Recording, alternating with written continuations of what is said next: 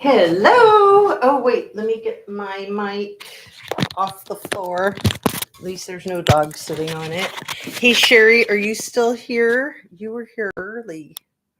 Where can I put this where it'll be safe and where it'll be helpful? I don't know. I should probably, put it on my person maybe? Let's try it. Sometimes it helps if I have a jacket, then I can put it on my lapel, but I will try not to mumble and hope that it is doing the trick.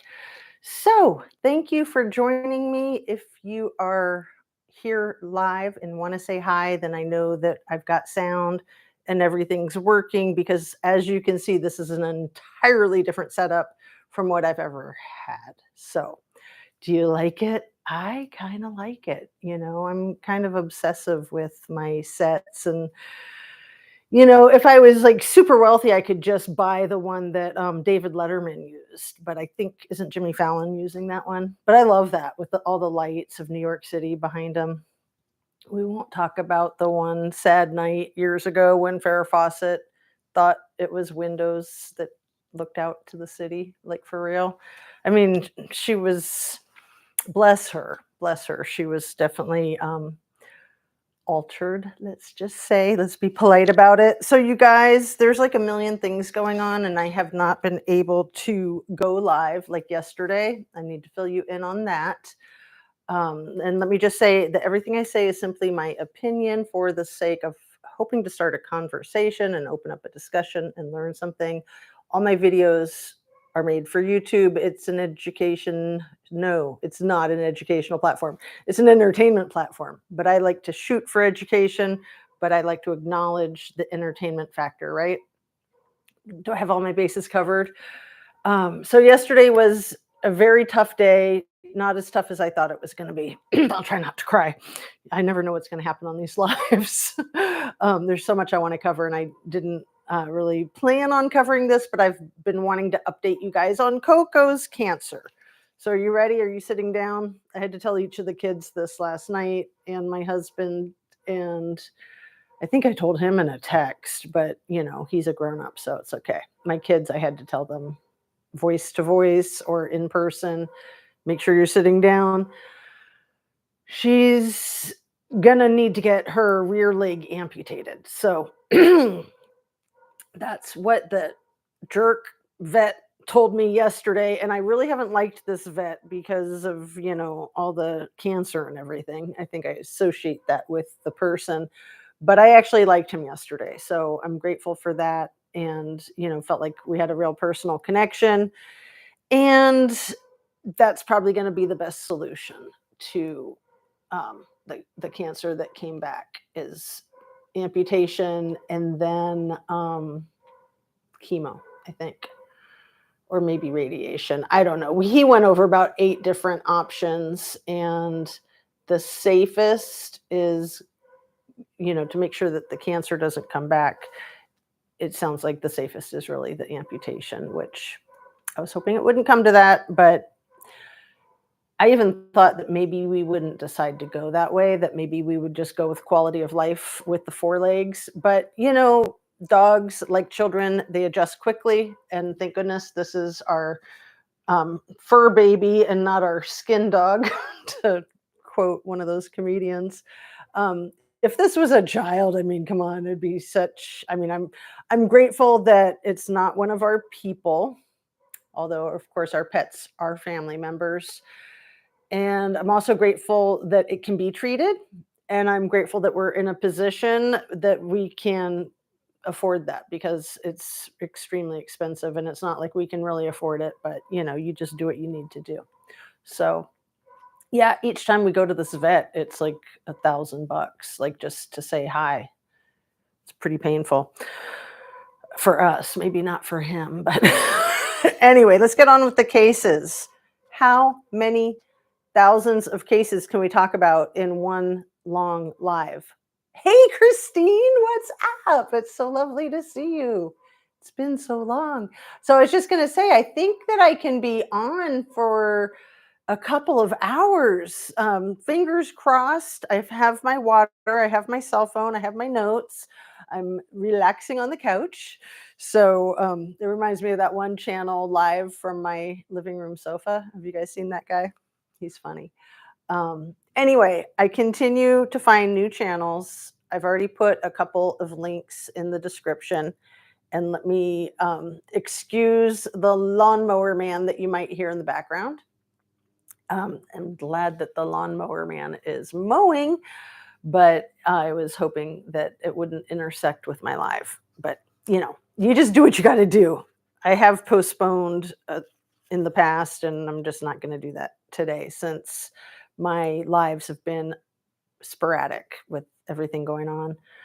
And yeah, the storm and the dog and volleyball for one of my kids.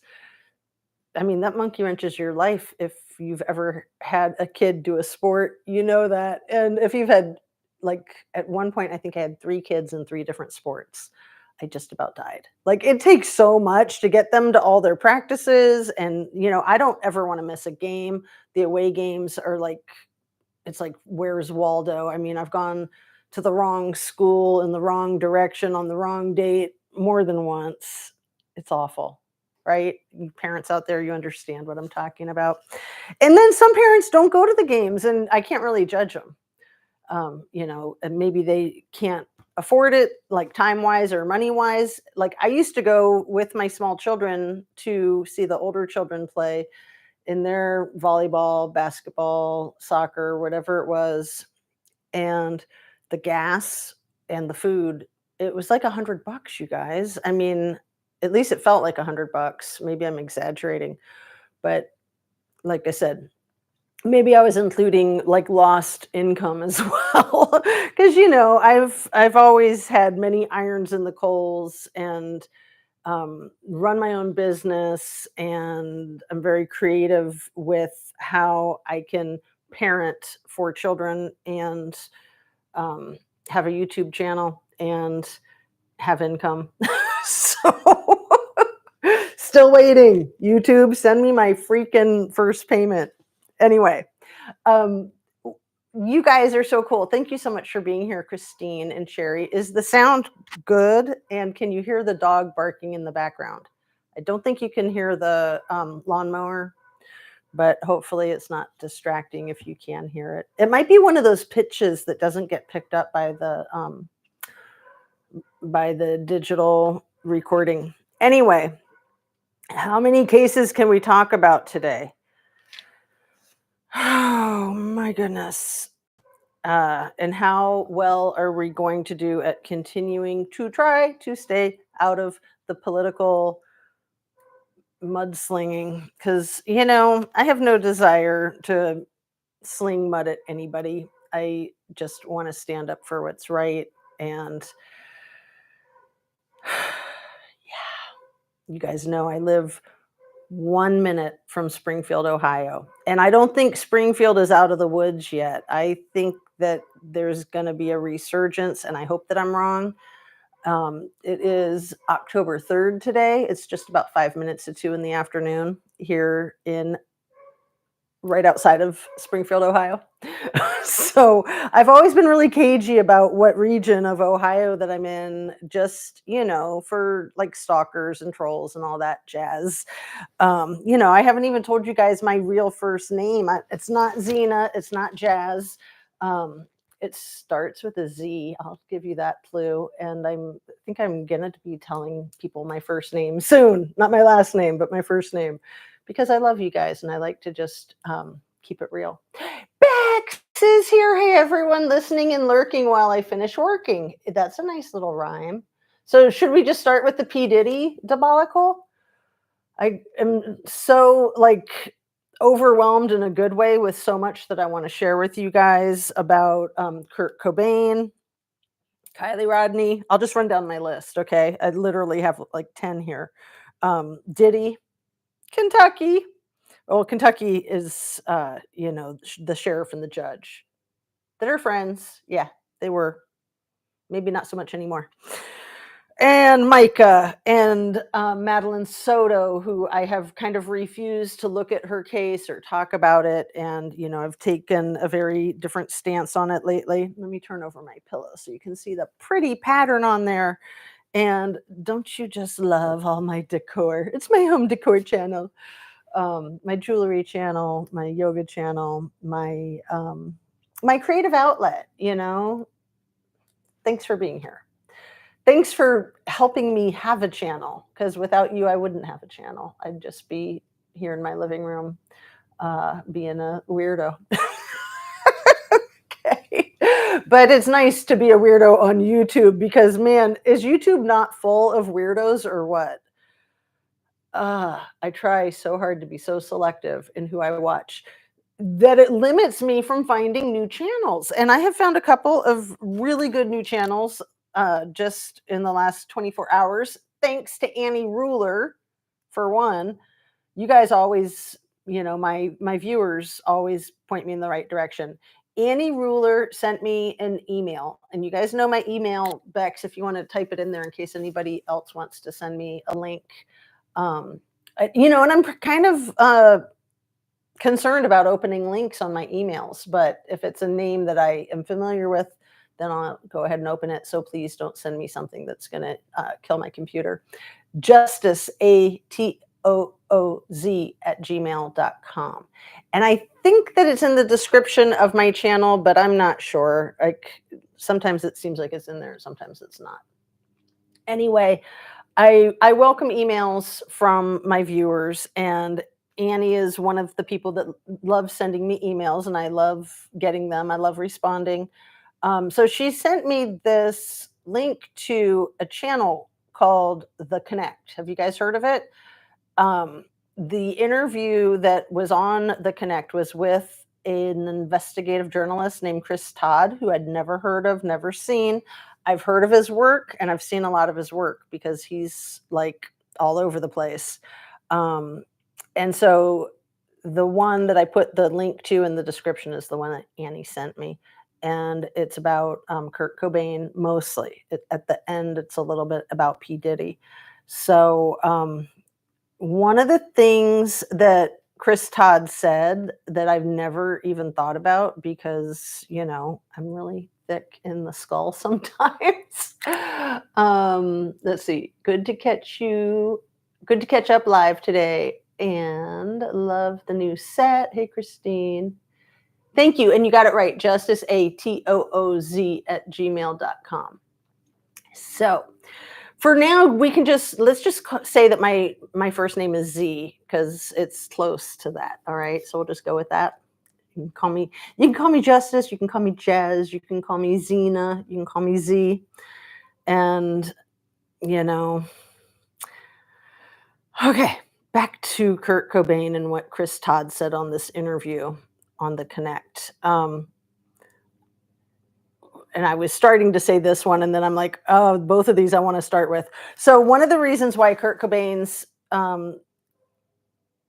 passing, I think, is still kind of unsolved, in my opinion, 30 years later. And we just passed the 30-year anniversary this past April, is because OJ overshadowed that.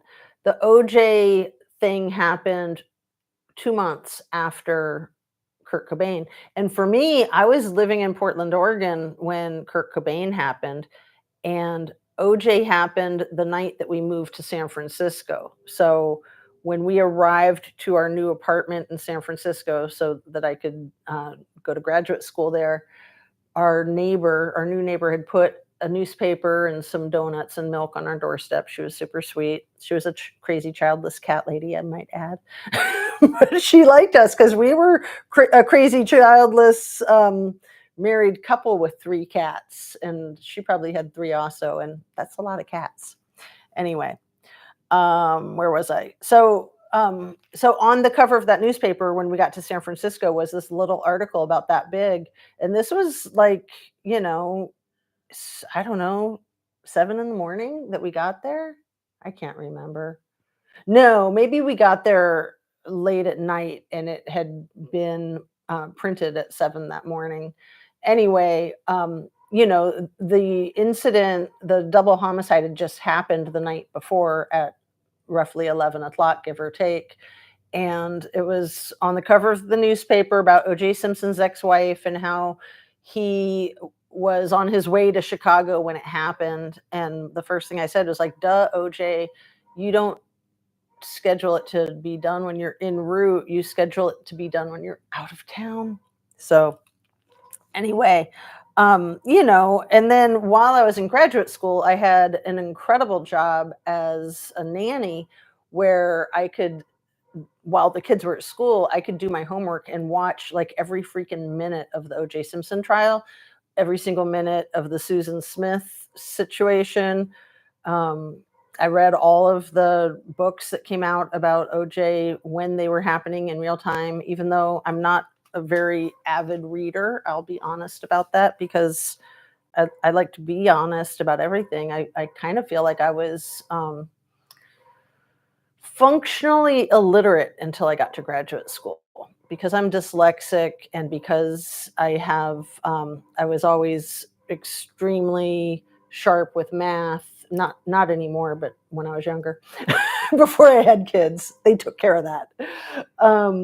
But I had a lot of skills that I could maneuver around the fact that I had so much trouble reading.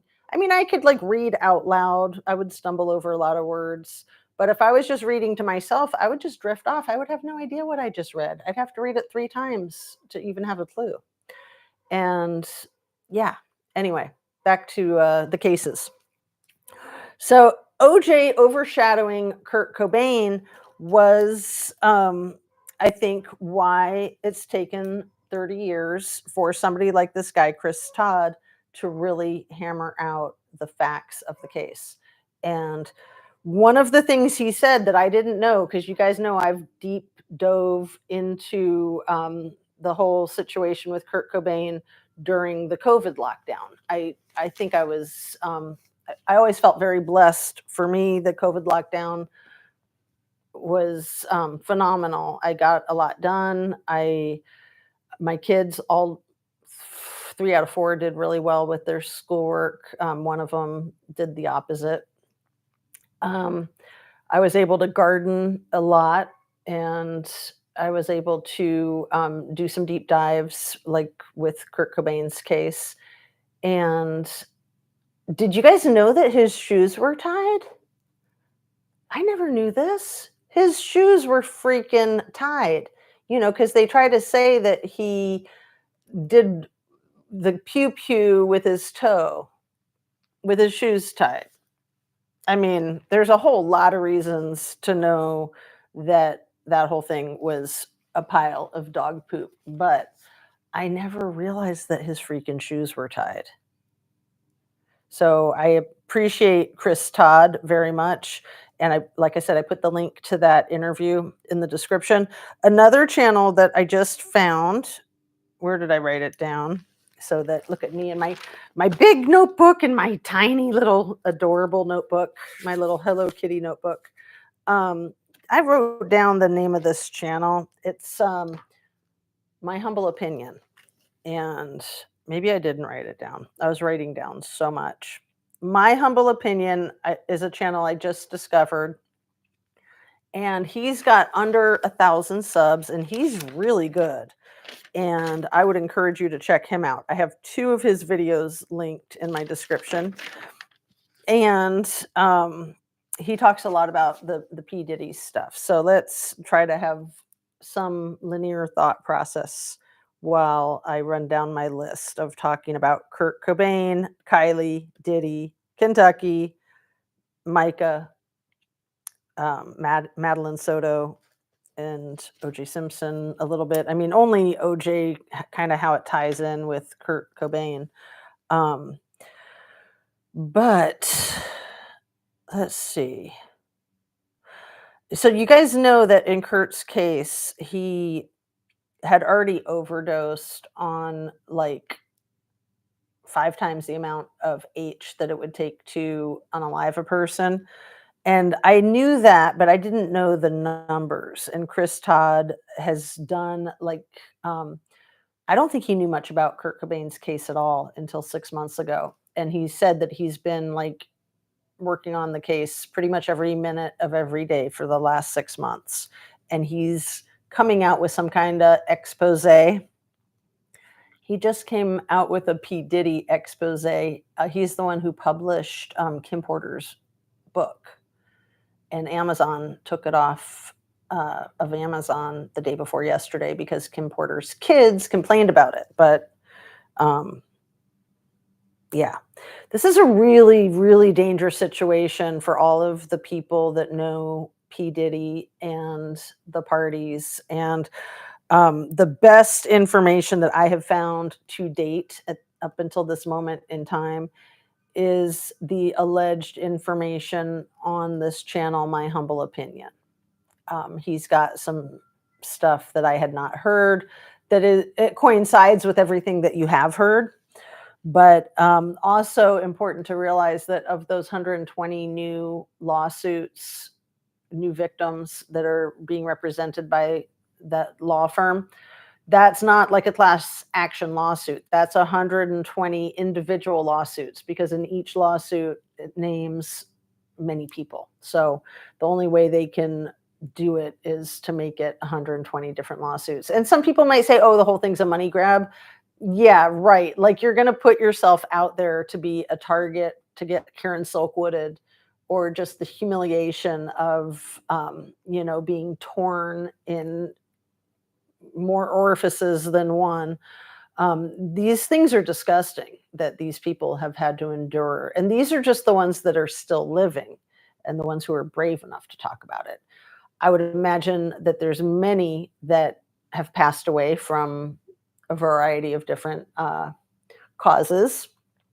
And some of those being pneumonia, like Kim Porter and like Brittany Murphy and like Brittany Murphy's husband.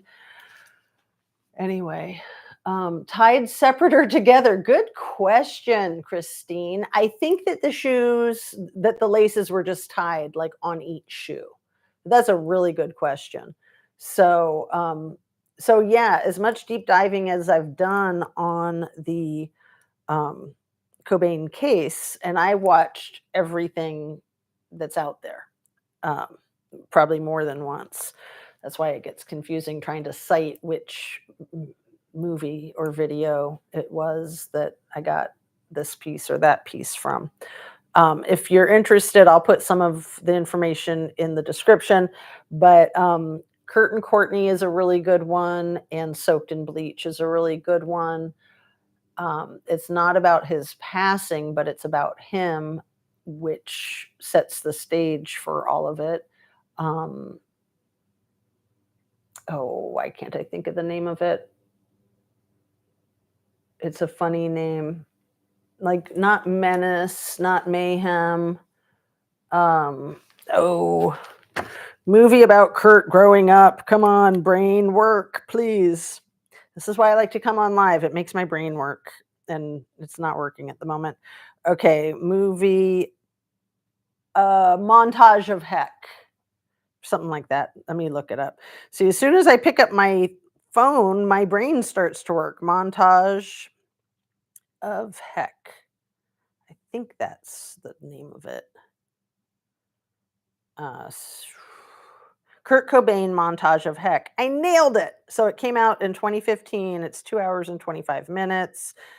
It's a really good biography of his whole life up until the point that he was unalived. It doesn't cover him. I don't think it really touches on any of that. And that was probably the first time that I got interested in Kurt Cobain was when I saw that movie and I understood where he was coming from and what he had endured in his short life before he met the soulless freak that inherited his $4 million. And I always thought it was 150 million. It was 4 million. So again, shout out to Chris Todd and the interview on the YouTube channel called The Connect. So the numbers, 0.3, and I'm not sure like how they said it, like 0.3 parts per liter or something, but point 0.3 is the number that can unalive a person from an overdose of H. And Kurt had in his system at the autopsy 1.52. So that's 5 times the amount. And the way that that stuff works, if you inject it, is that it affects you immediately. And you would, if you're overdosing even on 0.3, you would fall asleep within seconds, and then you would be with the 1.52, you would be pretty much immediately ceasing to exist. So the argument has always been that there's no way somebody could pew themselves after overdosing on 5 times the amount of a lethal overdose. And so many other things. There was not a single fingerprint on the weapon, which I think I knew that, but I'd forgotten. So there was not a single fingerprint on the shotgun or on the trigger, not Kurt's, nobody's. And that's a really stupid mistake that a lot of people make when they're staging something, is they take all the fingerprints away, and then it's obvious that it's been staged because the fingerprints that should be there aren't even there. So for that, we can thank them, right? These idiots that give themselves away. So, oh man, Jennifer ADAMSON. I've never heard that name. This is Macaulay Culkin's sister, who was there that night. She was dating one of the male nannies of Kurt and Courtney, who was more like a mule. But she also died of an overdose in the year 2000, Jennifer ADAMSON. She was one of the handful of witnesses that was there. So what Chris Todd says happened that night, and this is very different than anything I'd ever heard, and it sounds quite plausible with everything that I've ever heard, is that when Kurt came home from the rehab place down in LA, he flew in, he got to his house at about 1 a.m. There were roughly 8 or 9 people there doing their substances and such. And he hung out with them for a little bit, probably may have indulged. And then at one point, he tried to kick everybody out. And he was directing this to Dylan, which Dylan is the person whose name is on the receipt for the pew pew. So if you know anything about this case, you know who Dylan is. Anyway, he directed it towards Dylan, but it was to everybody. They were all in the basement, but not everybody that was in the house was in the basement. That's just like where a cluster of them were. And Kurt said, get the F out, basically. And then Dylan and another guy jumped him and injected him with the 1.52 parts per liter or whatever of the substance.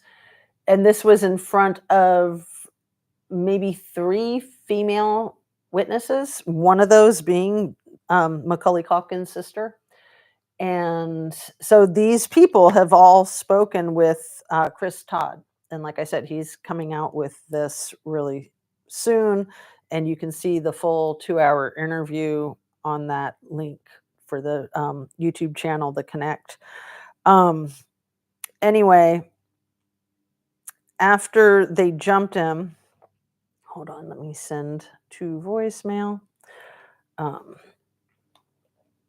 After they jumped him and did that, allegedly, then they took him to the greenhouse, which is where he was found a week later. So this was on April 1st. April 1st, maybe April 2nd. And then he wasn't discovered, I don't think, until April 7th. But some things that I did know that a lot of people don't know is that the coroner had produced some of the Nirvana concerts. He was a big fan. He was an old friend of Courtney Love's, an old friend. And I think I wrote his name down. Where did I write it down? Oh, I know where it is. Here, hold on. I wrote it down in digital notes, not the other kind. And let me just go through them real quick.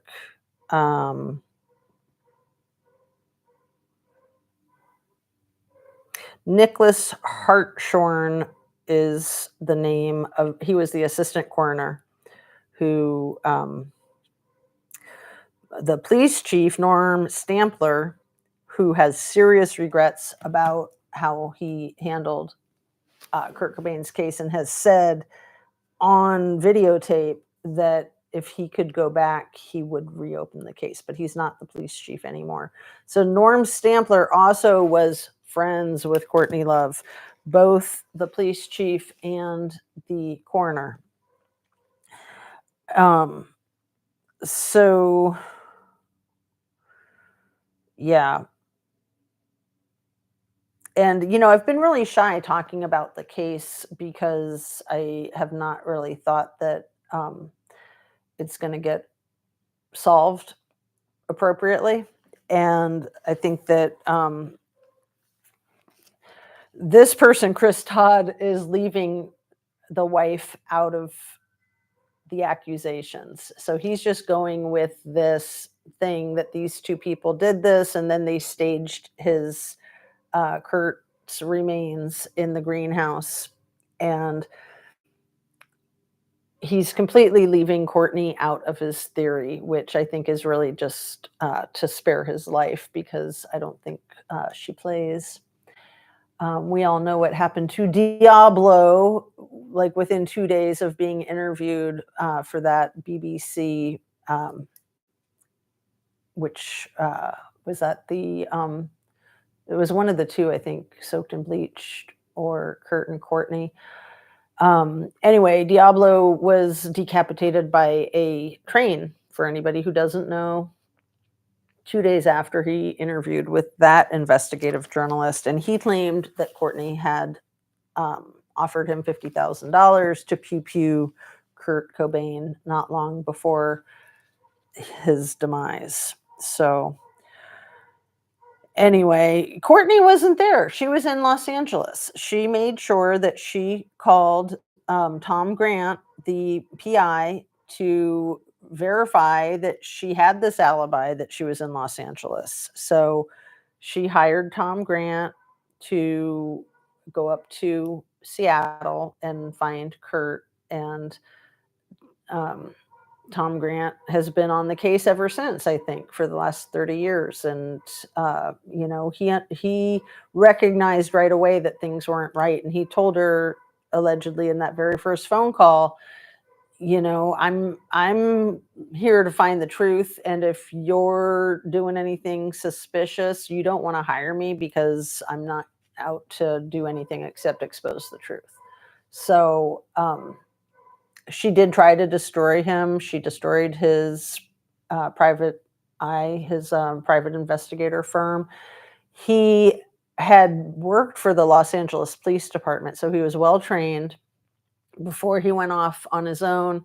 And then when his business got basically blowed up by her, in my opinion, he continued on. He continued literally working out of his car, because he no longer had an office. And anyway, Chris Todd has some interesting opinions about Tom Grant. He wonders if Tom Grant isn't crooked, which I don't agree with. So, but that's cool. I was really appreciative of this interview. And again, thank you, Ann E. Ruler, for sending it. I was mind blown. I didn't think I had time to watch the whole thing, but I had to watch the whole thing. Anyway, shall we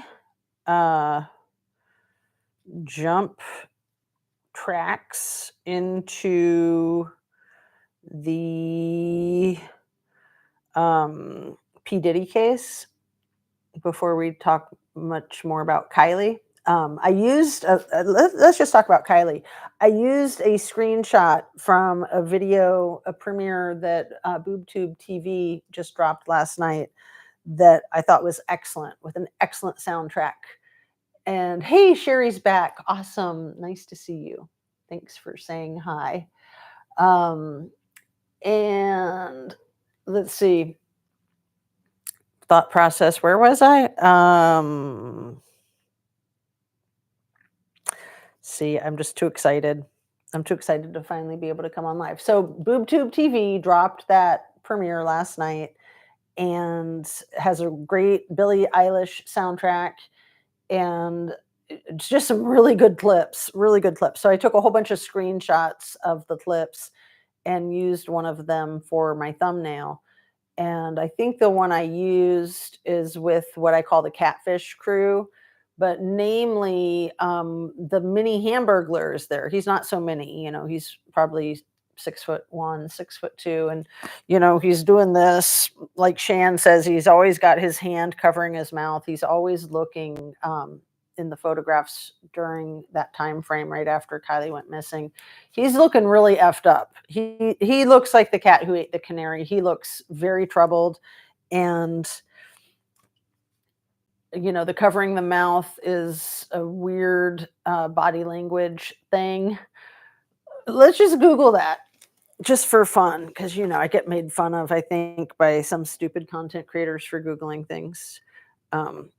And let's just let them make fun of me. Body language analysis.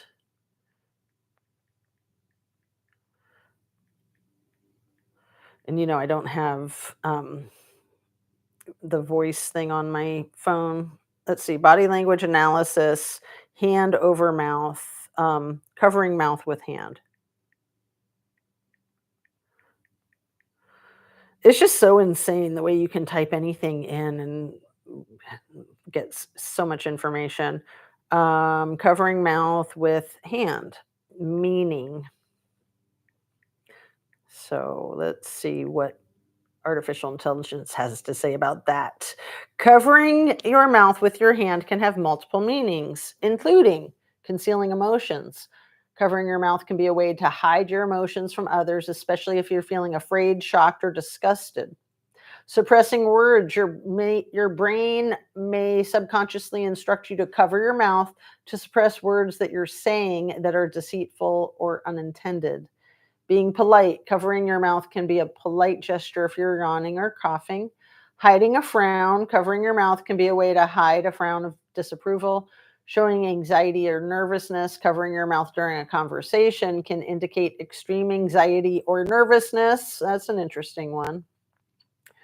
Protecting yourself, covering your mouth can be a protective gesture because your mouth is vulnerable. Wow. There's so much more. You know, I never would have thought that I would say I love artificial intelligence, but that is a pretty cool thing that you can just type in things that you're thinking and find out, what am I thinking? What does it mean? Yeah. So being deceitful, being disgusted, being scared, because he's not talking. He never talks in any of the video footage that you've seen of him or the photographs, the still shots. I mean, maybe I've seen him talking to somebody in one or two of those now that I think about it, but he's not real talkative. And he certainly seems like he's at the heart of it all with Scammy and with Scammy's boyfriend, who's also the Catfish crew, the guy in the thumbnail with the sunglasses and the hat. Is that Evan Fife? Maybe? Or is it his brother? I think it's Fite. Fite, I think is how you spell their last name. Anyway, Scammy's boyfriend seems really concerned. You know, Scammy, Hamburglar, you know, Hamburglar was Scammy's ex-boyfriend and maybe Kylie's new boyfriend. And I don't know. Let's talk about P. Diddy, because I do think it dovetails. into that. Some people might be judging me. It's okay. Judge away. That I sometimes say that Kiely, for all we know, could be chained up in a dungeon under P. Diddy's house. And yeah, for all we know, anything is possible, right? If not Diddy, someone else. It's so crazy, the things that are coming out, the allegations that are coming out, and a lot of these allegations have factual evidence to corroborate the allegations, and the information. There's texts, there's photographs, there's videotape, there's multiple parties, that are reporting the same thing. So one of the most stunning and disgusting things that I've heard in the newest Diddy debacle is, and maybe you've seen and heard some of this too, is that they would, at these parties, the freak offs, these lavish parties that were maybe like at the Playboy Mansion allegedly, or places like that, they would have not only women completely undressed, laying on tables covered in food, and you've maybe seen a picture of P. Diddy picking up some food off of an adult woman whose privates you can't see because they're covered with food. But I've seen that photograph recently on the internet, and it's gross. And allegedly, they did this with children too. That this was a big thing, exploiting children, and not just eating food off of them, but all kinds of disgusting, unthinkable things that we can't really even discuss here on YouTube.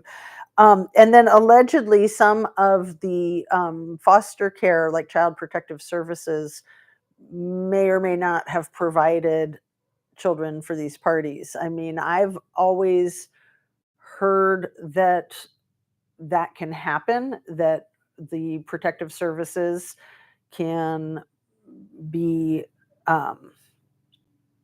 just the opposite. And I want to highlight that these hotlines that they're putting out there for people to call, and I put one of them in my last video, so maybe I'll put a caution on there. The hotlines can be illegitimate. They can be the enemy fishing for victims so they know who to silence. Just like when Scammy said, if you were at the party, or if you thought about going to the party, or if you know anybody who thought about going to the party, you have to come talk to me right away. I have to find out what you know, basically.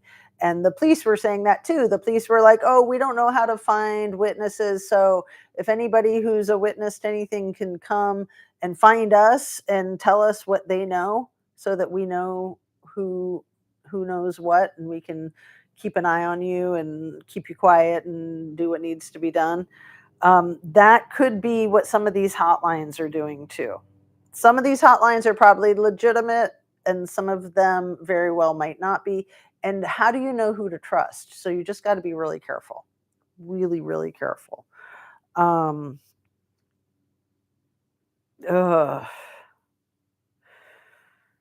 So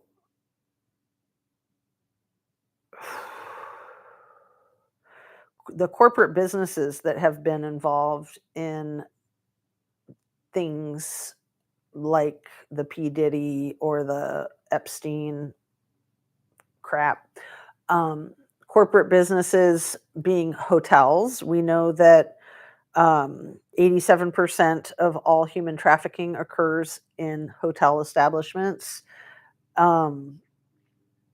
Also, pharmaceutical companies. Now that we know about the 1,000 bottles of baby oil that, if you didn't see my last video, I talk about it in my last video. The 1,000 bottles of baby oil is not freaking baby oil. And it drives me insane that the mainstream media knows this. It's abundantly out there in the public arena that the, how do you say it? I again, I have it all on my phone. It's like RO, the date rape drug. It's like Rory Propola. Let me see. The date rape drug looks like oil. They put it in bottles to make it look like baby oil or cooking oil, and that's how they ship it internationally. And so a lot of people are making a lot of money off of this crap. I have so much trouble with words. The Roy Rohypnol, Rohypnol. So Rohypnol, Rohypnol. Let's call it Rohypnol. Anyway, that's what that 1,000 bottles of baby oil is. But then, you got P. Diddy's lawyer saying, oh, well, he likes to shop at Costco and, he loves to buy things in bulk.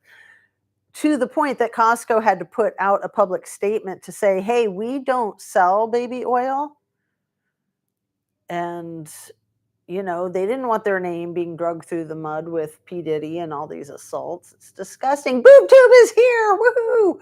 So my thumbnail is a screenshot from your video last night, BoobTube. I took a whole bunch of screenshots from your video last night. Some so I could read them, and some just because they're good images. And yeah, that catfish crew, I lost all my pictures that I have had in the past of the catfish crew because they're on other devices that have gotten blowed up and such. So I was really happy to get those pictures back, with the Hamburglar that hides his mouth, and with Scammy's boyfriend who thinks he can hide his guilt under a baseball cap and sunglasses. Yeah, you're not looking suspicious under that baseball cap and sunglasses. Come on. Oh, it's the ugliest baseball cap, too. That brown, it would go really well with NK, with her brown bikini, from the Watts case. Ugly, ugly color. Yes, BoobTube. And I was going to put a link to your video from last night in the description. I haven't done that yet. But yeah, I didn't realize it was just a premiere. I was thinking you were going to do a live, and I was a couple minutes late, but I was able to jump into the chat and say hi to you and everybody. Sending love and light to you all, JR Nana Boomer. Woohoo. And all these pumpkins, it's cute. I appreciate that you showed up. Well, I appreciate that you dropped the video, girl. Or I don't know, are you male or female? If you want to say, I always, I think I've asked you that before, and if you've answered, I've forgotten, but you're not required to respond in any way, shape, or form. Okay, so P. Diddy took out the competition, allegedly, potentially, of Biggie and Tupac. So Kim Porter, let me see. Tupac and Biggie. Tupac passed away on September 13th, 96. Biggie was March 9th of 97. So just 6 months later. And there's often been allegations that Diddy may or may not be behind that, and that was so that his career could accelerate. So Uptown Records was the company that Diddy started with, that they were involved with before he branched off to his Bad Boys record. What I didn't realize is that Kim Porter, Diddy's baby mama that passed away November 15th of 2018, I didn't realize that Kim Porter worked at Uptown Records too, that was how they met. She was dating somebody else, and Diddy set his sights on her, and now she's deceased. And now her kids are coming forward saying that what Chris Todd is saying is not true. And I can't help but wonder if they're just trying to protect themselves by protecting Diddy. So let me sit so that that light isn't blaring in your eyes there. Yeah, the sun likes to move. Let me just relax here and talk to my friends. I don't disclose that publicly, but you can call me whatever you want to as long as it's not late for dinner.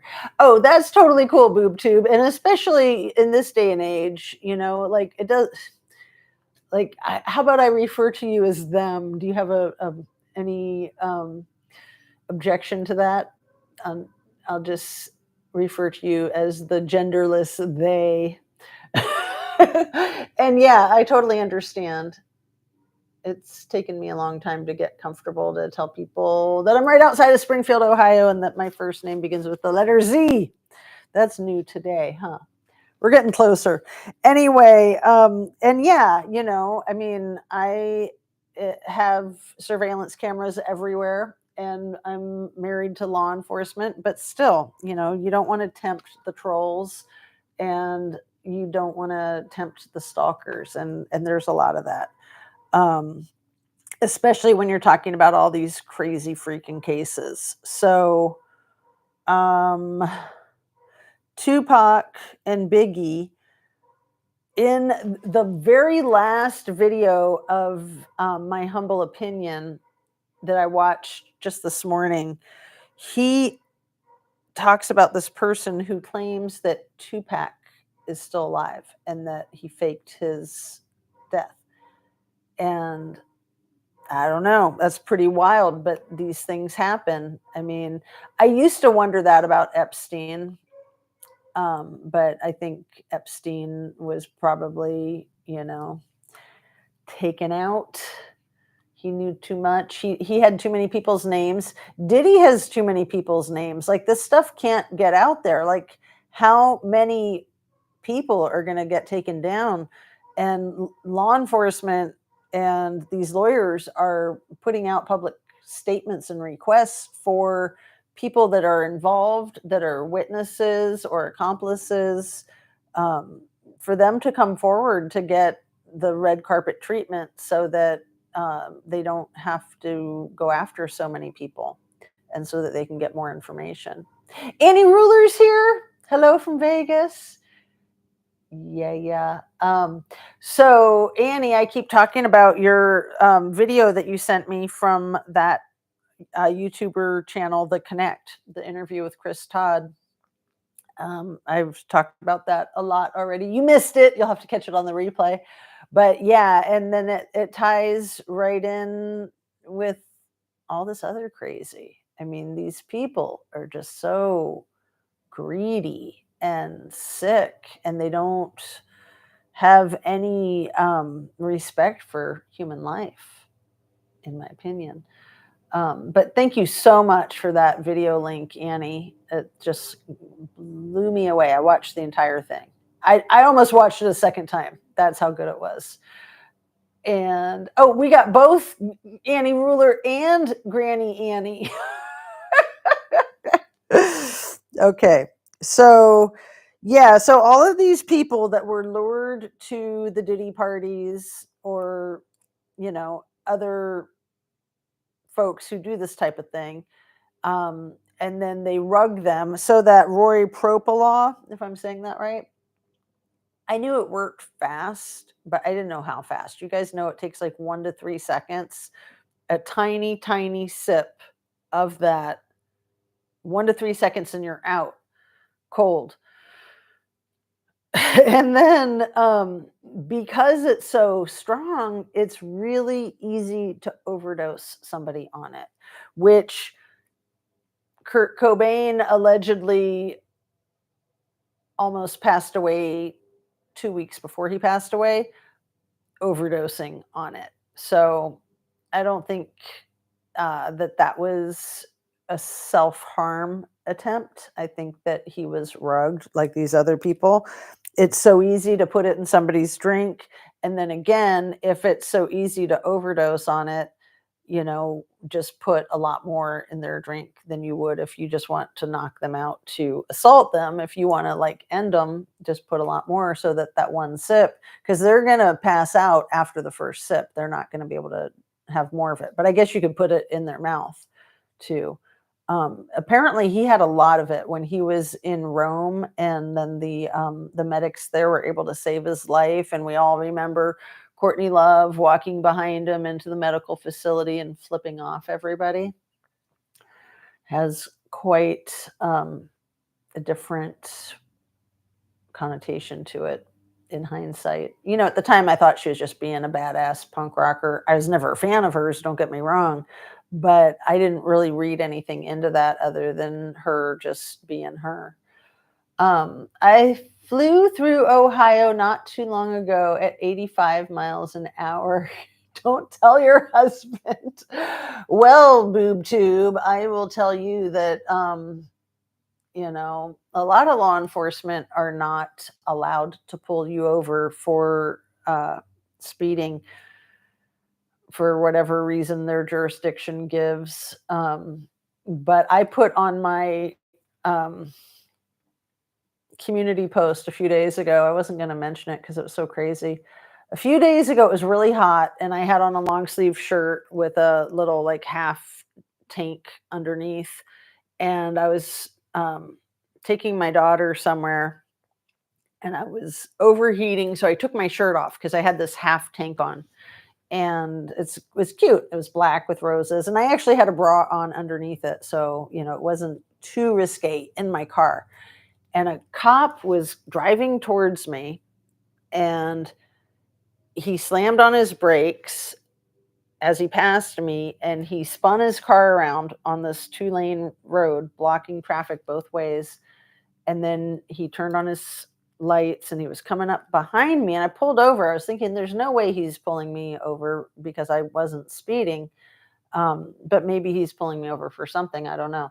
And so I pull over, and the car in front of me is just like 25 feet in front of me. And, they keep going, and he does pull over right behind me. And I roll down my window and I stick my head out, and I'm like, super polite. I'm like, "I'm sorry, officer, was I speeding?" And he said, "No, no, no, no. I just pulled you over to let you know that you weren't speeding and that everything's fine. And I was actually trying to pull over the people in front of you, but they got away. And yeah, have a nice day." Okay. Yeah. Weird. Anyway, you can see the community post about it. So that was really nice of him to pull me over to tell me that I wasn't speeding. I don't think he would have pulled me over to inform me of that if I wasn't wearing a half shirt, right? Wow. And I didn't want to like tell people about it because I was like, this is just so goofy, and I don't like to jump to the conclusion that one would jump to. But this is what I think, real quick. My take on it was that both my daughter and I have pretty long blonde hair right now. My daughter, who is 12, looks like she could be 30. And I wasn't wearing pigtails like I am now, but, with my hair down and with the half shirt and just driving by me quickly like that, he might have thought that it was like two blonde young women driving together. And then as he got closer to talk to me, he saw that I looked much older than what he might have thought. Because, people that are 57, is that how old I am now? I think so. No, I can't be that old. Don't generally wear half shirts, right? I know I don't, especially out in public. But like I said, I was just in my car, wasn't really in public. Um, and anyway, and then, my daughter is, I don't think she looks like a 12-year-old when you get up close. She looks like she might be 14. But, she's got like the whole like goofy teenager thing going. So it's obvious that she's like a teenager, not like 20 or whatever. Anyway, I think he kind of freaked out when he got up close and saw that like I was a lot older than he thought and she was a lot younger than he thought. And like I said, he was super polite and kind and all that, but it was just very bizarre. And it was a good lesson for my daughter because I told her, I said, this kind of thing used to happen to me routinely. Hasn't happened in like 20 years. So, as much as I hated it back then, I was kind of like happy to have that kind of reception as an old lady. But my goodness, wild. And yeah, when I told my 22-year-old daughter about it, I was like, you guys both need to like brace yourselves. It's probably going to happen to you a lot. You don't look 57. Well, especially not in pigtails, right? And I'd have to do the math. I've gotten so bad at math these days. So I was born in 1967. So yeah, I think I just turned 57 a couple months ago. Like the years start flying by so fast, you lose track, right? And thank you for saying that, boob tube. I don't think I look 57 sometimes, and other times I think I do. It all depends. I try to get a lot of sleep. Try to stay hydrated. I try to stay relaxed because when you're stressed out, you look old. And, I try to stay relaxed, not just so that I don't look old, but, it's nice to be relaxed. Anyway, Granny Annie says, wow, haha, warning you to stay cute, wait, my glasses, warning you to stay cute. And no tickets. Didn't GER ask to give a blowy? Yeah. Scary what he would have wanted to 22-year-olds. Exactly, Annie. And I didn't tell my daughter about what had happened when a police officer pulled me over in Columbus when I was 19. And I did actually do a traffic violation, but he pulled me over and he forced me to drive with him, like my car and his car, to the police station and go into the elevator with him and into the police station to like pay the fine like on the spot. And I actually had enough money in my bank to cover it. It was like $160 or something. But he probably thought that I wouldn't have the money to cover it and that he could have his way with me. And I actually wasn't alone. I had a male in the car with me, a college student. I was a college student at the time. And I fear when I think about what could have happened if I didn't have the money, or even if I did. I mean, this was Columbus. This was in the 80s. This was probably like 1987. And I was wearing a ripped up t-shirt with no support because I was crazy back then. And yeah, Columbus is a scary place, and Columbus law enforcement can be really scary too. So I don't like to talk about that incident from when I was 19 because now that I know what I know and I think back, I think, oh my goodness, I could have been gone. And the friend of mine that was in the car with me in my passenger seat, he could have been gone. I mean, even though there were two of us, even though I had a male with me, I mean, it was crazy. I mean, and the times that I have told that story, so I'm glad I'm sharing it with my YouTube viewers. People have always said, like, I've never had law enforcement tell me that I had to like follow them and pay on the spot. And yeah, now that I'm older, I know that too. But even at the time, I was like, really? Um, it was crazy. I used to not get tickets with three littles lined up in my old station wagon. And see, I didn't have kids till I was 34. But when I was 19, I got harassed a lot. I'd say from the time I was 12 until, um, I don't know, 30. I was harassed a lot. Like, I lived in Southern California when I was 12, and I moved to Ohio when I was 15. And I was invited to a lot of these parties, and I always had really good spidey senses and guardian angels and friends. So, it's all way too real for me, and that's why get I very much identify with Kylie Rodney because that could have been me. That could have been any of us, right? And I don't really believe that Kylie is still living, but she could be. That could have been a body double in the car. Could have easily been a body double in the car. But I don't know. From the way the whole picture looks, I think that she probably did pass away, and that maybe it was unintentional, that they just planned to assault her and humiliate her. Like I say, just very sarcastically. But then maybe that propofol stuff. Maybe she accidentally overdosed.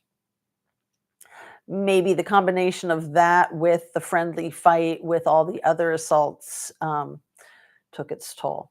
I don't know. Um, let's see.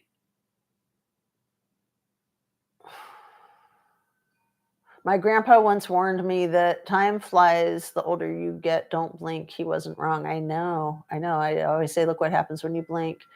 I used to not get tickets. Okay. Sorry that I skipped over that one. Boob tube. And I will share with you guys too, one time when I was about 30 and I got pulled over and written a ticket for turning right on a red light, coming to a complete stop, waiting 3 seconds and turning right on a red light in a state where that was legal. When I went to contest that ticket, I didn't want to tell the judge that I thought the guy was going to ask me out, that was why he pulled me over. But I think the judge actually said it, and he dismissed the ticket, and it took about 2 seconds. I didn't really have to say anything other than what exactly happened, and I didn't give my opinion. He was just like, yeah, okay, bye.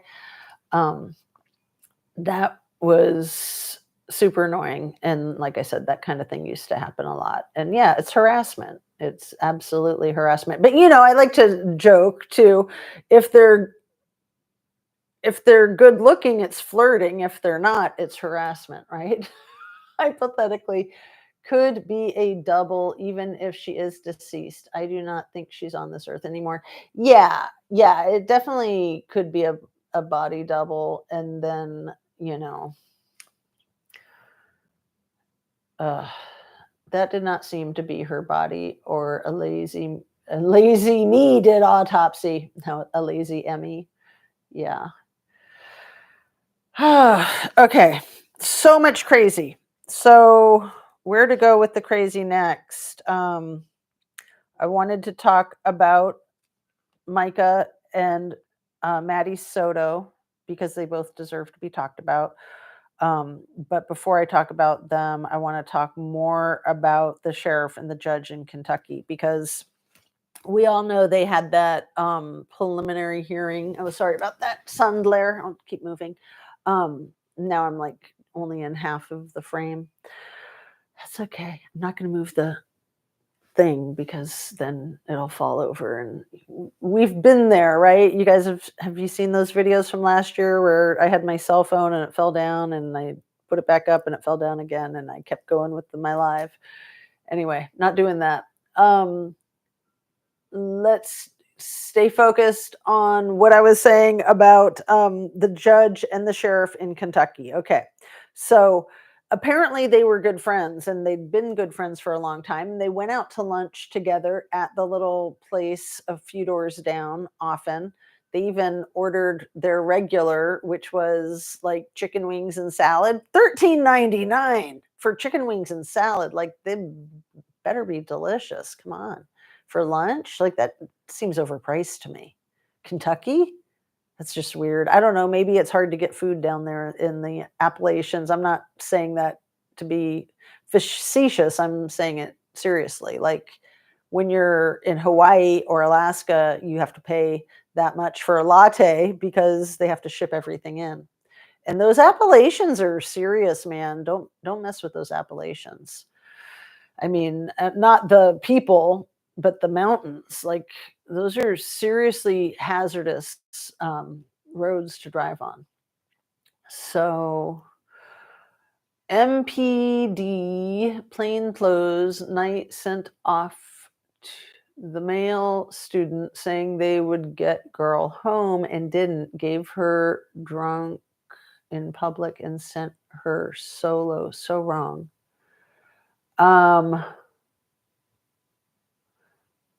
Where was this, Annie?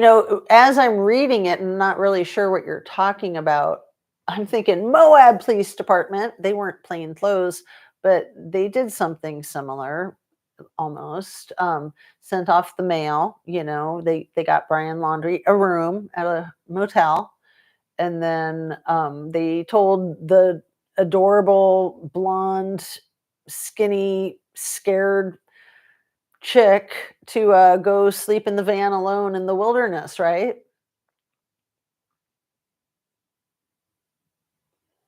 Gabby Petito. I mean, I always wondered WTF. Like, nobody would do that unless, like, they wanted her to be alone in the van in the woods, to set her up for mayhem. I mean, I've always wondered that. I've always wondered what was Gabby Petito doing in that hotel in Salt Lake City. I think it was like a Holiday Inn Express, or maybe a Marriott or Fairfield Inn, near the Salt Lake City airport. She was in a room for like 6 days when Brian Laundrie was cleaning out his storage facility with his dad in Florida. Like, I've always wondered what happened during those 6 days. Like, why is there no videotape surveillance footage of her going into the establishment or going out of the establishment? I mean, I don't know. I've rarely, if ever, talked about this on my channel, but I've often wondered, like, was something going on? Was she being trafficked in that hotel? There, I said it. I mean, I know that her father says he spoke with her and he ordered her pizza on his Domino's app. And so he had a cheese pizza delivered to her room. But to be in a room by herself for 6 days in Salt Lake City, pretty weird. Um, let's see, where are we? Granny Annie says about 12:30 November 13th, 2022, had plane car downtown body cam about 12:30, stopped male and female minor drinking, sent guy off walking, kept girl. They were brutal on females in my opinion, sent her stumbling. November 13th, 2022, you're talking about Idaho 4, right? I mean, I remember the plain car and the plainclothes police with the three young men that were maybe underage drinking crossing the Banfield, the Ashley Banfield, the field for the band. Um, but I don't know anything about the woman that they sent off. They sent the guy off walking and kept the girl. So maybe I haven't seen that body cam footage. So that was 12:30. Because the body cam footage that I've seen is the one from about 3 o'clock, 3:01, I think, to be exact. So I'm guessing that you either did a public records request, or maybe my first guess for channels would be Bubbly Waters, because she went through every single thing, all the minutia of everything. Um, but also, I mean, it could be any content creator that does a lot of public records requests, like Paula Plunder. So, if can you name what channel that was from, Granny Annie, or was that your own public records request? The Kentucky case is very intriguing. That's got to be more to the story. Yes, thank you for refocusing me, BoobTube, because I need to finish my thoughts with that. Don't tell me the judge didn't know what was happening in his chambers. Exactly. Cop would only plead not guilty if he wanted to out the judge.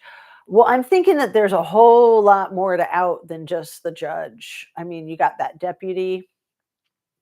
I mean, this is Kentucky. Again, not to be like condescending, but I mean, backwoods Kentucky. I mean, it's just like a cliche. It's just classic. And I told you guys what could have happened in Columbus with a dude in my car, and like I said, I did do an illegal U-turn, a very illegal U-turn. But, and he had every right to pull me over, and, you know, he had every right to write me a ticket, but that should have been as far as it went. I mean, I guess he could have said that I was being, oppositional or something, obstructing justice, even though I wasn't. He could have said that, because I looked like a rowdy teenager with my ripped up T-shirt. Um, it was probably a Grateful Dead T-shirt too. Actually, I'm pretty sure it was. So, oh, and then yeah, he probably did want to arrest me because I had blonde hair on my driver's license. It said hair blonde, and my photograph was blonde, and I had dyed my hair red for the first time in my life. And he looked at my ID. He said, "That's not you." And I was like, "What are you talking about?" And he said, "You don't have blonde hair." And I got really snippy with him. I said, "I dyed it red." And he was like, "Why would you do that?" I said, "Do you have any idea what it's like to be a 19-year-old woman with long blonde hair?" That's probably when he decided to haul me in. I forgot about that part. Seriously. So he was accusing me of having a fake ID, and he didn't believe me that anybody with blonde hair would dye it red.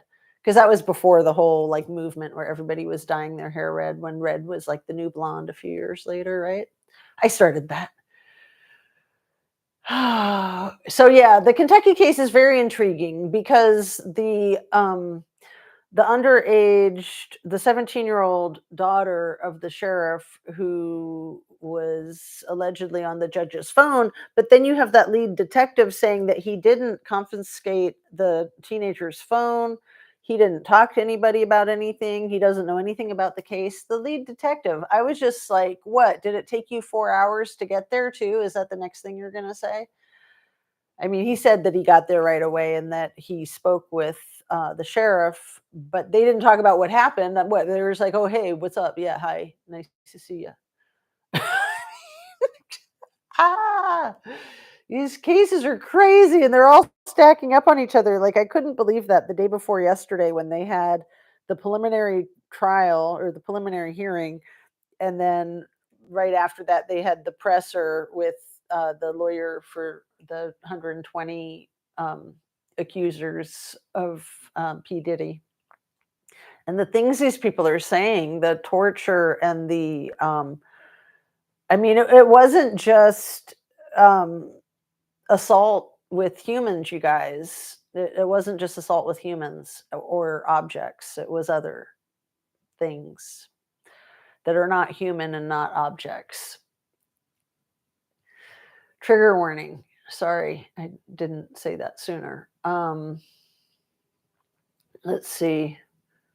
Yes, FOIA of the entire body cam has earlier stopped. Oh, awesome, Granny Annie. Wow. Fascinating. Truth and transparency. Had an ad a little behind on the live, but I wonder the same jazz. Sorry about the ads. Yeah, you know, I'm trying to make a living. The monetization. Oh my goodness, what a joke.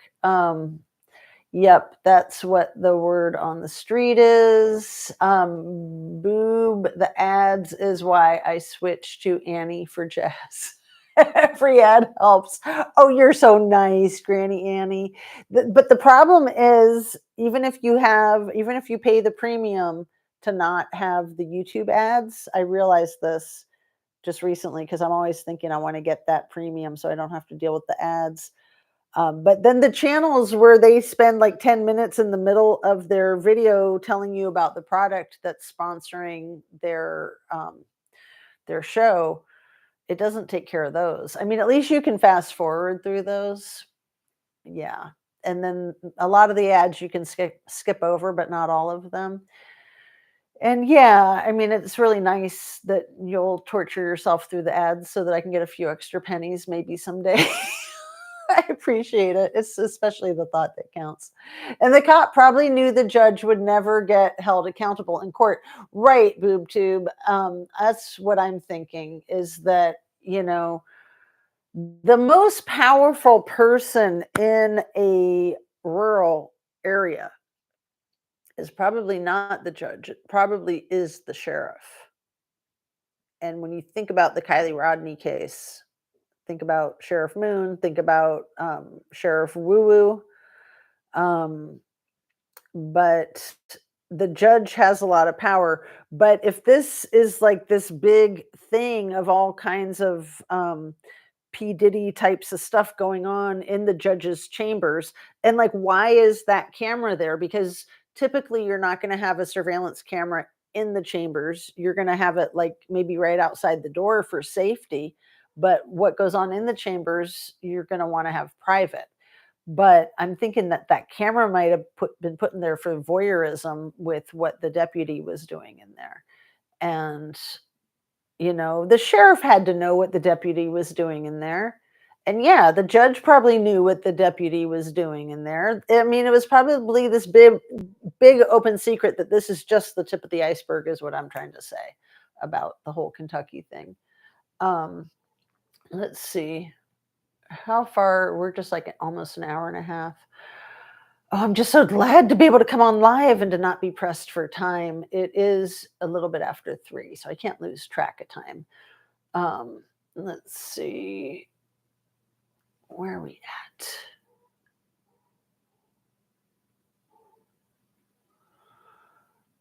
At DMV, no earbuds, so can't hear you. Oh, that's funny. Yeah, JR Nana Boomer, maybe you still can't hear me, but I used to wear my earbuds a lot. And since I've had the vertigo, I've not only quit wearing them, I'm wondering if they might be somewhat responsible for the vertigo. Don't look online. Don't Google medical stuff ever, because it'll always freak you out. But yeah, just make sure you keep them super clean.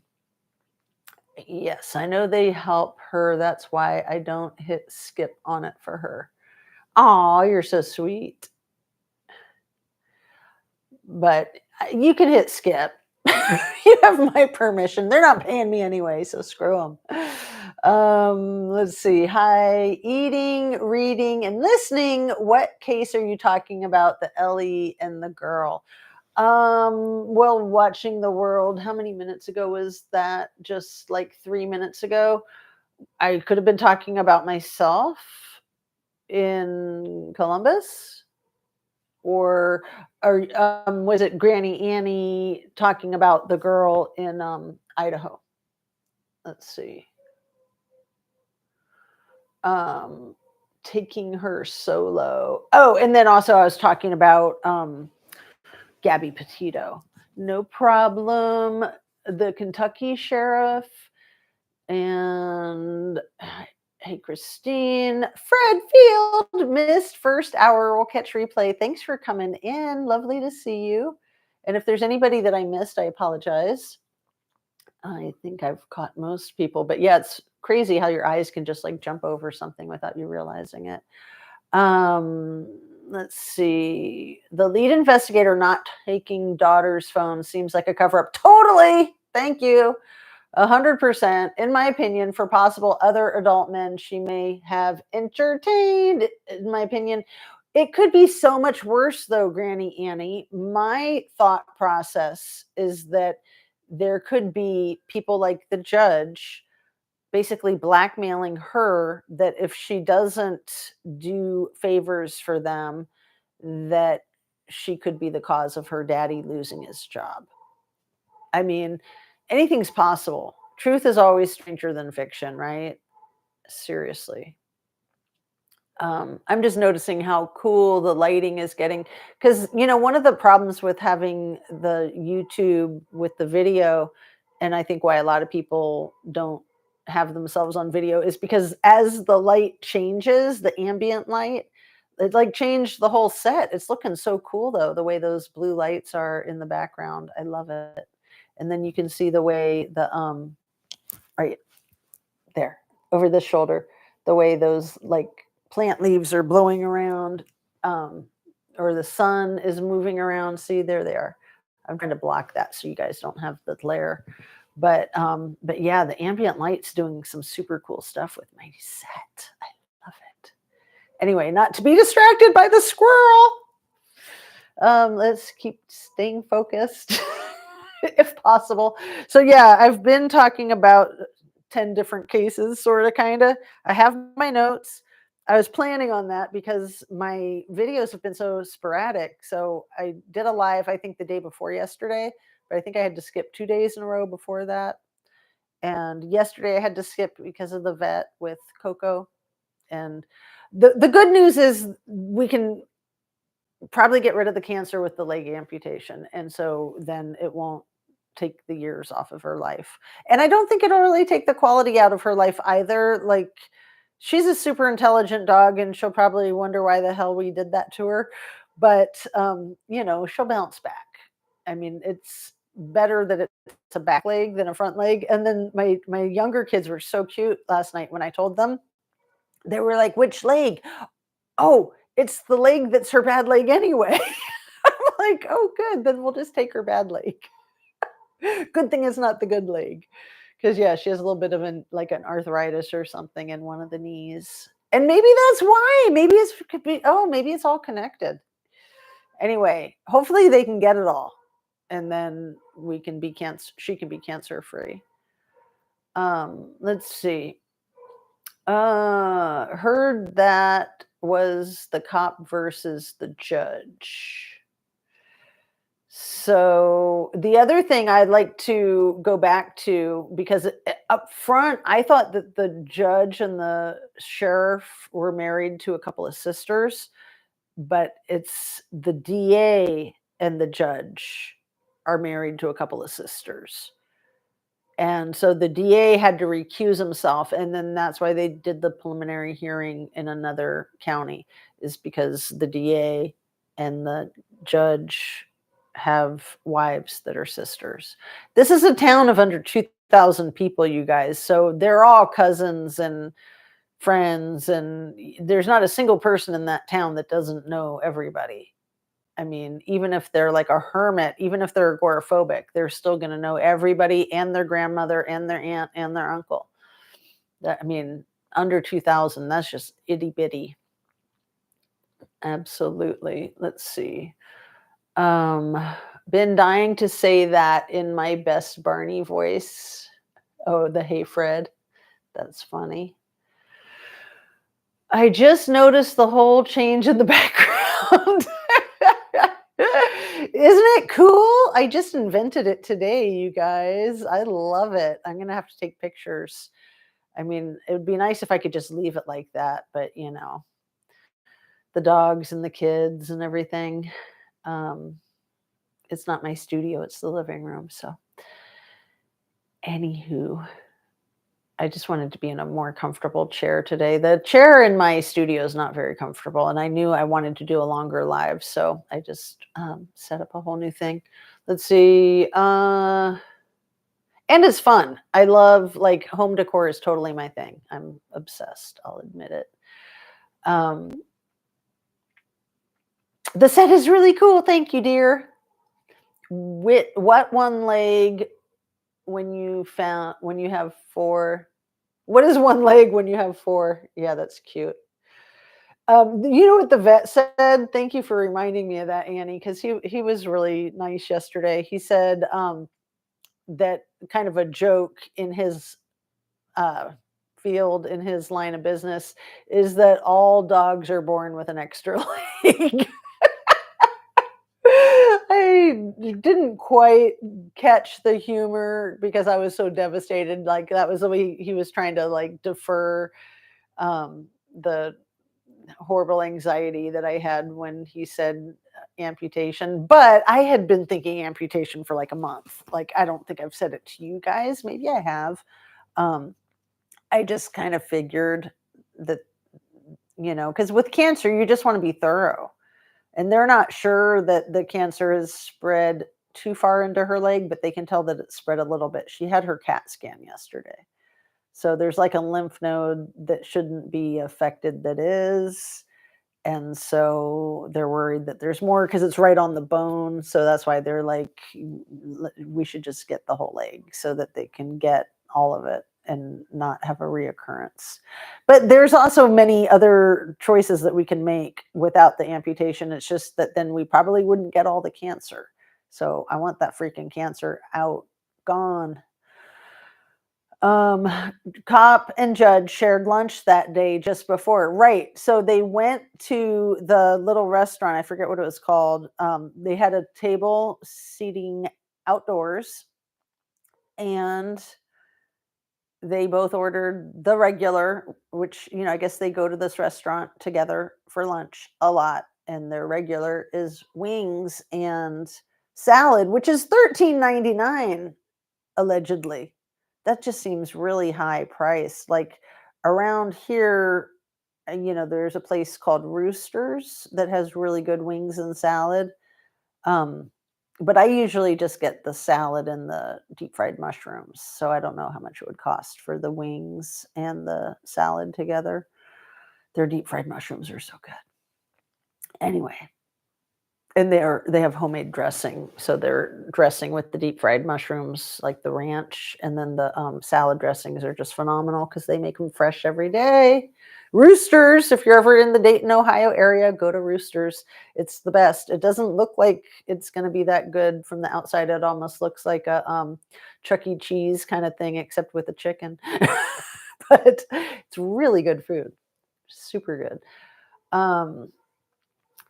And what else? What else? Thank you for going to Catherine Michelle Investigates David. They had great Kiely discussions. Catherine Michelle Investigates David. I'm going to write that down. I've never heard of this. J.R. Nana Boomer. Hold on for a second. Catherine Michelle Investigates David? Question mark? Great Kiely discussions. Good. I want more great Kiely discussions. But yeah, I haven't even been able to keep up with my regular great Kiely discussions with all that's been going on with, because we got hit with the tail end of the hurricane on Sunday. And it had cooled off to be just like a Cat 3. And I love storms, as I always say, so long as no one gets hurt. The body count from the Hurricane Helene is hideous. The last time I checked, I think was last night, and I think it was up to 180. And there's still hundreds of people unaccounted for. I mean, it is just so sad and so scary. And crazy how far inland it got before it dropped from the 4 to the 3. Fortunately, it dropped from a 5 to a 4 before it hit land in Florida. I mean, just right before it hit the land, it was still a 5. Crazy. Absolutely crazy. So yeah, with, my life is pretty busy already. Throw a hurricane in there, throw doggy cancer in there. And, luckily, like I said, I only have one kid in a sport right now because that's tough enough just with one. And that's when they're not driving. Once they can drive themselves to their practices and stuff, it's a lot easier. But then still, I like to not miss any of the games. Cool, yes, but I really like your other two. Well, don't worry. I have my other is like off limits. People in my family have tried to get my studio space, and I will fight tooth and nail. Like, I'll let people borrow my studio space, no problem. But no. And you better put everything back the way it was when you borrowed it. My husband's really bad, because he doesn't want all that cute stuff if he's like just doing like a Zoom meeting or something. But I'm like, just put anything back that you move. How hard is that? Don't be a jerk. Don't like move my stuff around and then not put it back. Sitting on her porch and still hasn't offered us sweet tea, lemonade, or coffee. Oh no, this is a tapestry. I was wanting to do one on the porch, but then there's way too much sunlight. I'd have to do that like twilight or something. Because yeah, the sunlight is your enemy when you're trying to make a video. It's just blinding. Like, okay, there's no more sunlight. Now I don't have to worry about like where I'm sitting. Because that sunlight, the way it was coming through was there was a lot of glare. It wasn't like that, and then it was, and now it's not. So anyway, you know what I always say: if that's my biggest freaking problem today, then how lucky am I? Seriously. Let's see. Still on mute, but got so much to say, JR Nana. And yeah, have some sweet tea, lemonade, or coffee. That sounds so good. Did I highlight that one? No, I didn't. Ah, what happened? Where'd it go? Oh my God, that was weird. Um, that was really bizarre. So things get jumpy. See, I've probably upset some people with some of the things that I've covered. You know, when you touch the Hamburglers, that's when things get jumpy in your live chat, and that's when you start like glitching out and blacking out your screen. You know, I had my laptop and my cell phone both implode on me um, Memorial Day, not this past, but the one before that. And I think I was pretty heavy on the Idaho 4 case at the time, but I'm sure I was still heavy on the Kiely Rodni case. But they literally both like went totally dark within a couple of days of each other. And as far as the iPhone goes, at the Apple store, they said, "Oh, you just got like one of the worst lemons that's ever existed." And I told them about my YouTube channel and about my theory of sabotage, and they were like, "No, no, no, you just got a really bad one. We've seen lemons, but this is the worst one we've seen." And then with the laptop, I don't even remember which laptop it was because I think this is my fourth laptop. I think it was the one that I got at Costco, and then I was trying to get it fixed every which way, and then I just took it back to Costco and got my money back. That's the thing about Costco that rocks. But it might have been the one with Worst Buy, you know, the store that AWP was in front of when Nick, roadside assistance guy, tracked them down because they took my laptop for like 6 weeks and you know they were like repairing it, but it shouldn't have needed repairing. I had gotten it from them and it wasn't even a year old, and there was all kinds of effery, and they just kept dragging it out and stringing me along, and I was just like, I can't live like this, you guys. That's when I was using my cell phone all the time. um, but I can't remember if that was the Memorial Day a year and a half ago. Anyway, let's just stay focused on what you guys are saying. This is Bring Your Own Beverage Show. My sister owns a dive bar with the best food in the county, home cooked. Good. Oh, that's cool. Because, yeah, some dive bars have horrible food because they're like, you're drunk. You're not going to care. But, yeah, I love like the hole in the wall places with the really good food, whether it's Thai food or Indian food or whatever type of food. Been a crap week. Oh, watching the world. Sorry for you, Jazz. You know, I'm always looking on the bright side of everything. You know, yesterday was hard. It was hardest delivering the news to my kids. My oldest kid took it the hardest, the 22-year-old. But she's also really stressed out because she just started a doctoral program. So I think that just tipped her over the edge. She's just like a month in, hating the whole like adulting thing because you know she just graduated with her bachelor's degree in May, and so she's just been despising this whole grown-up thing. And And yeah, so yeah, like I'm just so happy that that it's treatable and that we have access to the treatment. Get out my space earthlings. What? As I love it, but I'm not sure where that's coming from. That's hilarious. Get out my space earthlings. JR Nana are on mute on Catherine channel. Catherine's brother is a professor, and they discuss Kiely because of the similarity to David Crawley, the police corruption, both making sense.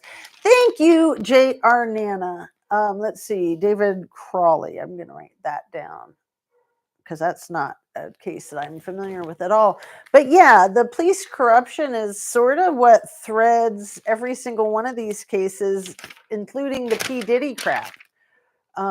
Kurt and Courtney, definitely corruption. Kiely, definitely corruption. Diddy, corruption. Kentucky, corruption. Micah, corruption. Madeline Soto, I'm going to say corruption, and I'll get into that right now. And then O.J. Simpson. I don't know. I read the book Mark Furman wrote. That whole case is twisted. But yeah, let's stay caught up with you and then talk about Soto also. So Catherine's brother's a professor. I'm so excited to find this channel. They are writing a book about the crime. About Kiely's? Are you serious? You are absolutely correct about that name.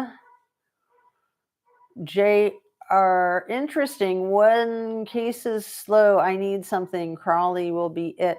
You know, it's crazy how cases can slow down and speed up so quickly. I've noticed that too. Like the Micah Miller case. You know, like that case was cooking for a while, but before that happened, but again, it depends on what cases you're paying attention to.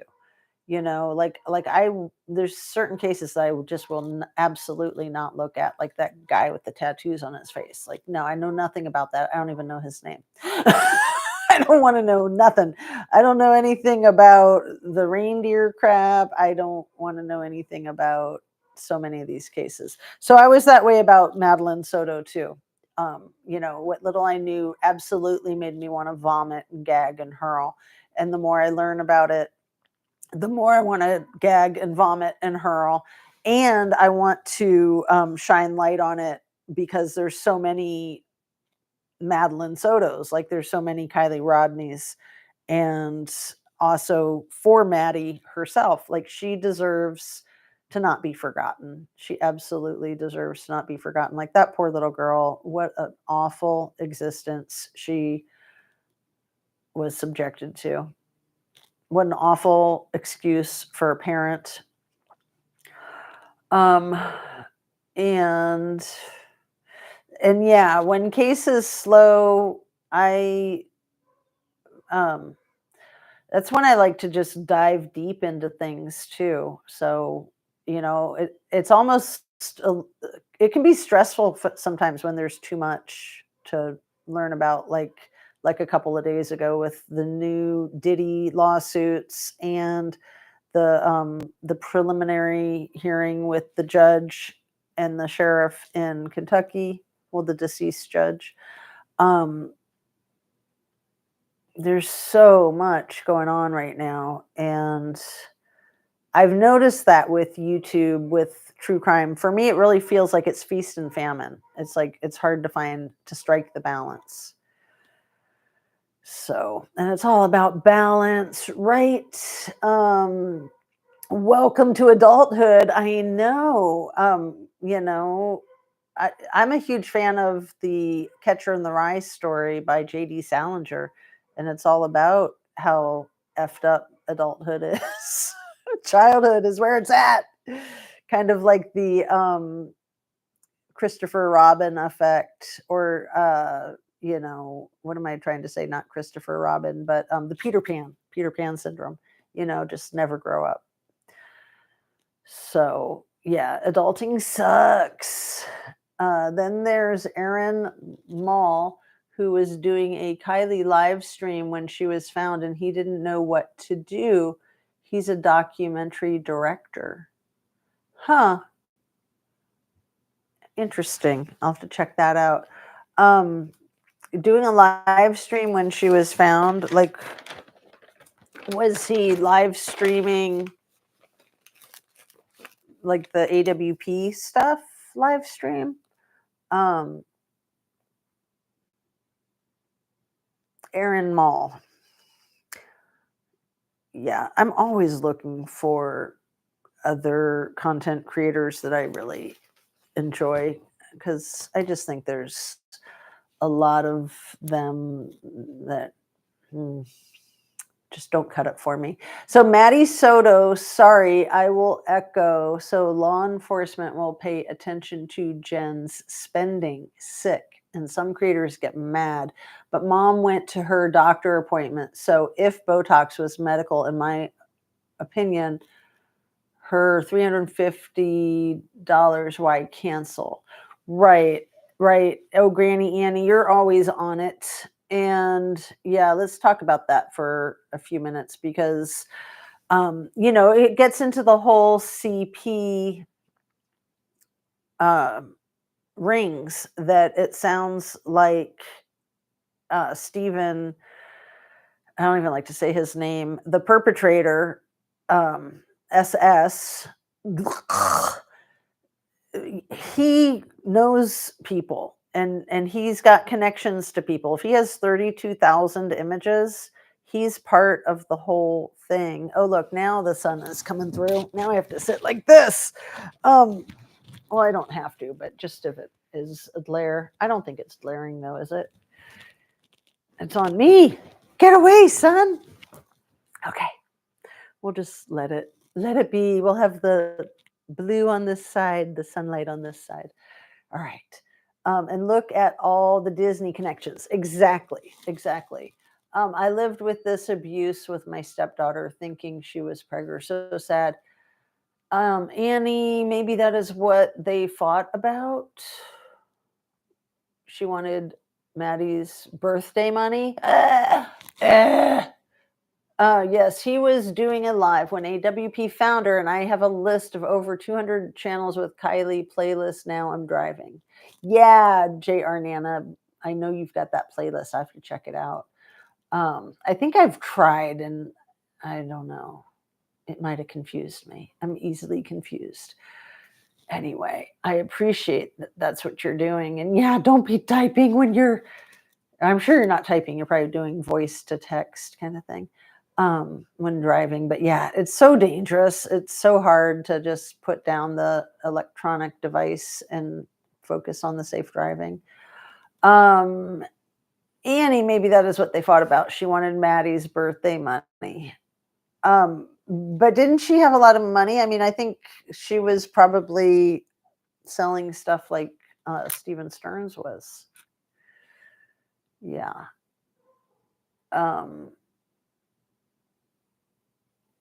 Let's see. Lived this abuse, my stepdaughter, thinking she was pregnant. So sad. So yeah, I did a live. I was on Kelly's panel the other night. She was doing a live about the Maddie Soto case. And I was straight up with her. I told her I've avoided the case. So, I'm not like full of information about the case, but I have paid attention to Ninja Chihuahua's most recent Soto stuff. For a long time, I wouldn't even watch her Soto stuff. And same with Paula Plunder. Like, I've watched some of the more recent Plunder Soto stuff, but not all of it. So I'm not super well versed on it because I don't want to be, but I'm still going to say that my opinion is I think she was pregnant from what I know. And like I said, I'm not like haven't deep dove on the case, but the law enforcement is not going to be asking questions about her freaking cycle and the pregnancy tests that Jen talks about. Like, those aren't just there randomly. Give me a break. Awful. But yeah, I stated that opinion because Kelly asked me at the beginning of when I got on her live panel, and I knew it was going to upset some people in the chat, so I didn't really want to say it, but I just went ahead and upset them. And, I wonder why it's like triggering some people, unless they're trolls and plants, right? Ficuses. Um, let's see. All those Disney connections. It's really scary. Every time they do a big takedown with CP rings, there's always a handful of people that work at Disney. There's always a handful of pediatric physicians. What's the other one? I mean, that's just crazy. I mean, I knew a fourth grade teacher that was arrested for that, and he served 6 years. Only 6 years. He was a fourth grade teacher or third grade teacher for like 20 years. And I forget how many thousands of images he had on his computers. The FBI arrested him and put him in prison for 6 whole years. But yeah, they're all connected. They're all like in these little communities. Ugh. Oh, gross. Disney owned the Sugar Bowl too. And Disney, I don't know how to say it. They own a lot of YouTube channels. They own a lot of content creators. They have agents. So a lot of these content creators that I just can't get into, it's probably because they have these agents. I won't name any of them. You guys can, but I'm not gonna. Let's see. And they all go with the status quo, like, oh, well, if the police say it, then we know it's true. Or it's like, well, look at like what the deputy was doing there in Kentucky. Just because somebody's law enforcement, it doesn't mean you can trust them, unfortunately. Where are we? Okay. Watching the world drift away, says Jazz, you were going to flip when you find out he was just a puppet and JS was the master if the truth comes out. I wouldn't flip out at all because I think that she's just as guilty as him, if not more so. Yeah. Yeah. I think she needs to go down in flames. Absolutely. Gross. She was 12, her 12th birthday. My son's birthday, stepdad broke is my little one. I think Steven Stearns gave her cash from selling on Telegram. Right. I mean, there's just so much layers of twisted crap in that case. And Jen is just a piece of crap. I understand people that want to have compassion for her because her daughter's deceased, but that's her freaking fault. 100,000%. She can go to where the sun don't shine. I mean, her knee-jerk response to seeing a photograph of SS's junk in her daughter's mouth, her response was, we need to get him a lawyer. We need to get him a good attorney. I can't. I've got zero sympathy. F her. Off with her head as far as I'm concerned. Like, that's just so effing gross. So effing gross. I can't remember if she already knew her daughter was deceased or not, but I think she knew the whole time. I think she was helping with covering it up. And if there was a pregnancy involved, then and she's the one who knew about the period stuff and the pregnancy test. No, she's a hideous monster. She's not a mom. She is not a mom. My kid's mom told her, tell cops she wanted the pig out of jail and home to feed them. She later told me, who wants to live with their apist? Courts did not tell dad. Yeah, I hear you, Annie. It is so twisted. It is so sad and so layered.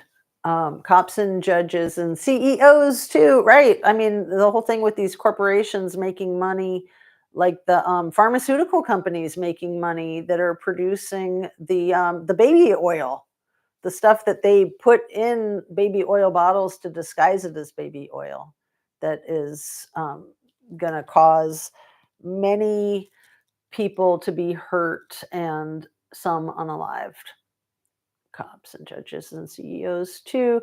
Just look at the busts in Florida alone. Yeah, and we get a lot of them in Ohio. And some of the more recent ones that we've had in Ohio, I remember at least one pediatrician at a hospital in Columbus.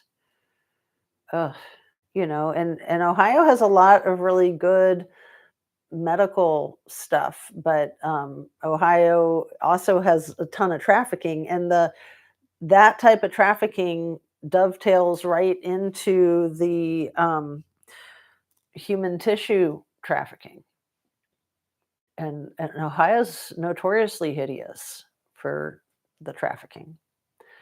Too many interstates intersecting and such, and being a convenient location between Chicago, New York, and Miami. And, if you're in Columbus, Ohio, if your business is in Columbus, Ohio, you're within like 1,000 miles of a very large percentage of the American population. So a lot of businesses set up in Columbus. In fact, Columbus is the only city in Ohio that's been on an uptick for like the last 20 years straight, while every other city in Ohio has been going down the tubes. Not just Springfield. I mean, that's been the state of Ohio. So let's see. Teachers, law enforcement, shelters for kids, camp leaders, anything to do with children. Yeah. Right. And like child protective services. When I first heard that they had avenues or connections with trafficking, I was like, no way. No way. And yeah, they do. So it's evil. It's really evil. They do own a lot of people, and Disney requested the Grove. I'm not sure what the Grove is. I know one content creator was saying that Disney purchased like Epstein Island, and that was a pile of malarkey, I'm pretty sure. Frequented the Grove. What is the Grove? Will Google tell me?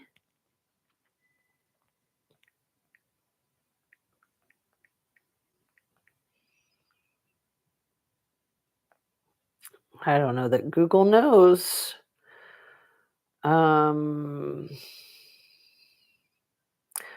No, there's too many different things. I mean, if you want to tell me what it is or give me more information, I don't know what the Grove is. Let's see. Annie, that is horrible. I'm glad you are free from that now. I know Annie has been through a lot. Believe her father broke her in. Oh. Hey, Sandra Lankford, how are you? Her response was also, well, that's okay, but if he was evil and unalived. I know when she said that thing about evil, as if the photograph that she looked at wasn't evil. She's a piece of crap. She's got no compassion for Maddie. I have no compassion for her. Hey, everyone in chat. Annie said, yeah, the X stuff was not evil, though. Oh, she's twisted freak. Yeah. I think that she wanted that scumbag back, and that she might have even thought that with Maddie out of the picture, she could get her boyfriend back. That's what I think. That's how sick and twisted I think she is. From what little I know about the case, that's my opinion.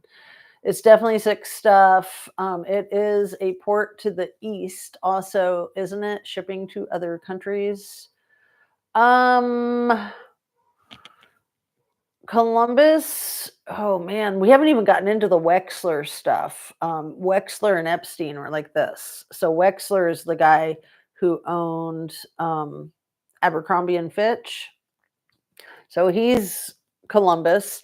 and he's put a lot of money into Ohio State University and into medical facilities. I think their hospital's called the Wexler thing. And he's a Jeffrey Epstein. So, so yeah, you're talking about a port to the east also, shipping to other countries. Well, right, Interstate 75 that comes through our state goes from, doesn't it start in Miami and then it goes all the way up to Detroit or um, Canada, basically? I mean, Interstate 75 is a major one. And then we've got basically 80, 90, and 70 all cutting through. Like 80 and 90 are like one and the same when they go through Ohio, I think, and then 70.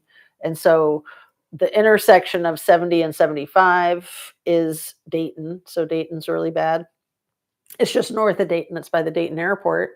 And then the interstate of 80 and 75 is in Toledo, and Toledo is really bad.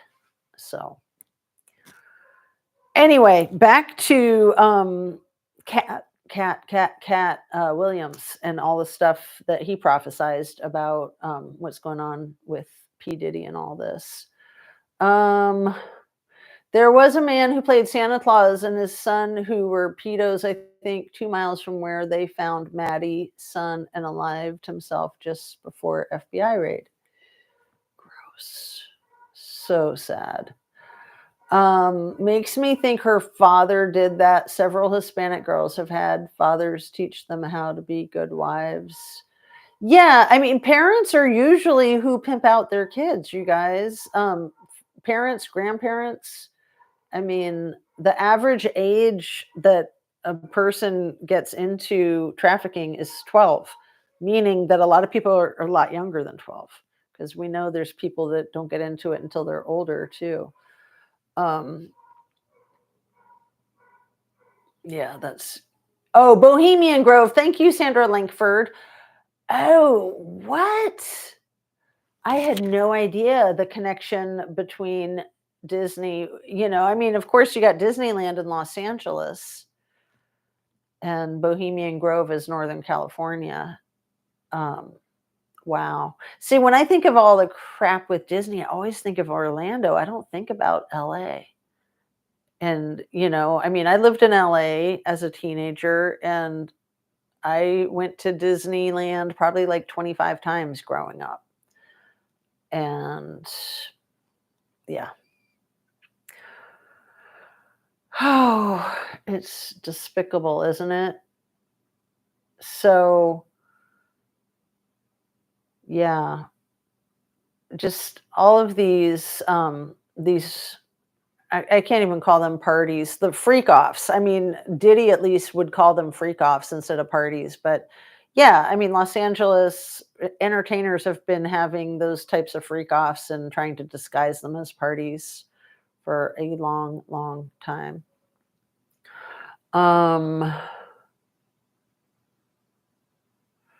Let's see. A book was written by one of his former staff members. One of whose former staff members? I had horses, maybe a drunk cowgirl night has had stories of sadness, not my childhood. I am just supportive to them. Yeah. Yeah, Granny Annie. She's trying to downplay his evil because she took part in it. Yeah, there you go. You nailed it. 100%. Hey, Shan, what's up? I bet I'm coming in the tail end. Apologies, just got off the phone with CHP. Love and blessings to you too, my dear. Nice. Did you learn anything talking to them? Anything you want to say here? Wow. Yeah, so we're just at 2 hours and it's 3:50, so I do need to wrap up soon, but not immediately. I'm trying to think my time frame. Yeah, actually, I do need to wrap up really soon. I got to get the kid to her game. It's a home game, luckily, so that's easier. But I don't know if her big brother might be able to get her there. So let's see. I can find out. Love and blessings. Right after the arrest of Stephen, they arrested Santa. Oh, J.R. Nana. Interesting. Gross. And then his son had offed himself. ARDM, very good point. Wexler also owned Victoria's Secret. And didn't Wexler own Bath and Body Works? Like a lot more stuff than just Abercrombie and Fitch. Yeah. And I think he's just like probably off in Thailand or someplace where he can't be extradited. I mean, he needs to go down like Epstein and Diddy, man. He's crazy freak. From what I've heard from people that have actually met him. Yeah. I thought you were up on Bohemian Grove. Yes, I am up on Bohemian Groove. I just was blanking when you said Grove, and especially because I was thinking Florida, not California. So I'm like, what? That is interesting, J.R. Nana. I'm definitely gonna have to rewind this convo after the live is over. So Shan, yeah, I will read you the list of the cases that I covered because it's a ton. You know how I am. I'm often all over the map.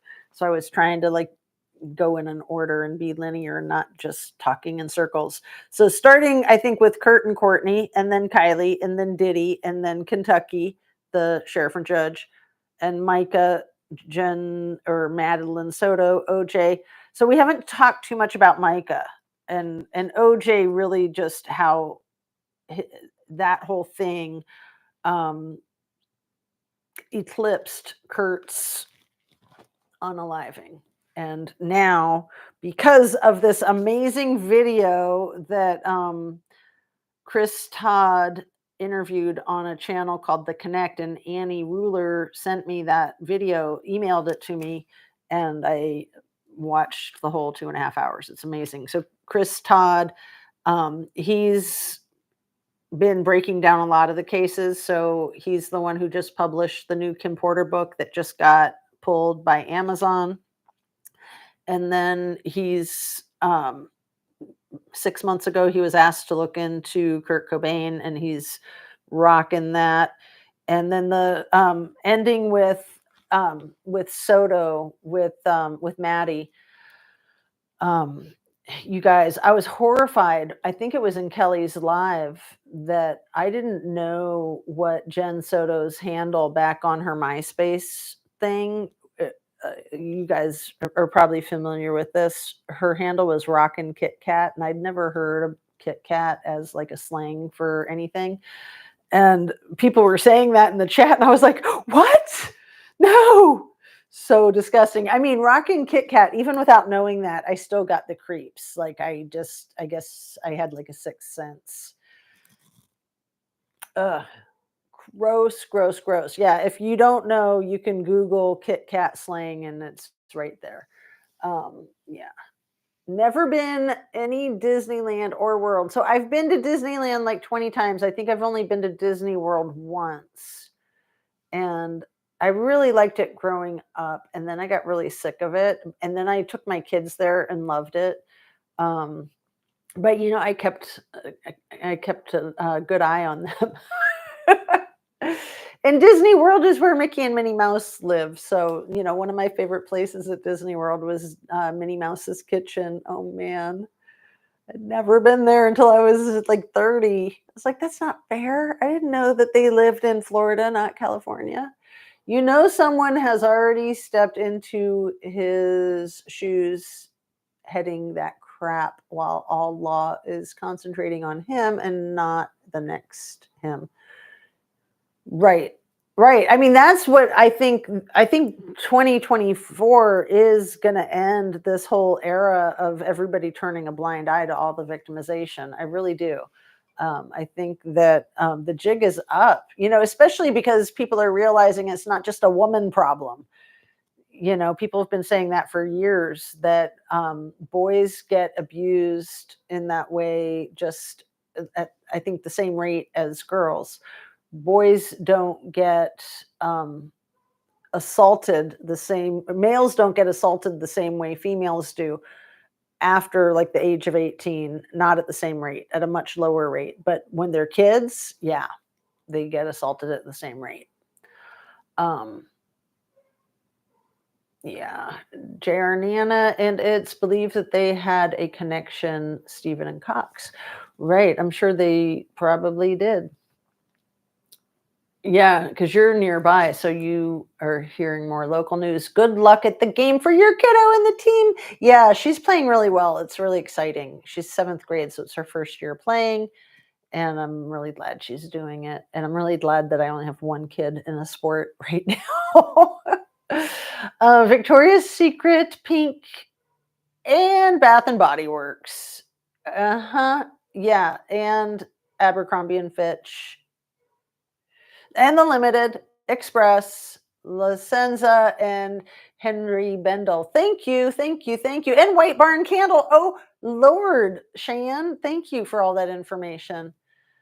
Sandra, it makes sense that they would be connected, to name several. Yeah, yeah, and all headquartered in Columbus. Man, I'm so glad I've never worked for any of those companies. You know, corporate America is harsh enough when it's not owned by somebody like Wexler. And you mentioned David Crawley.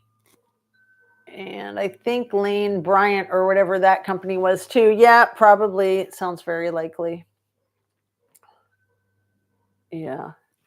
I even knew a kid locally from my kid's high school that was one of the Abercrombie and Fitch models, which means that they were like, you know, kind of like the whole P. Diddy thing. Those models. Mm.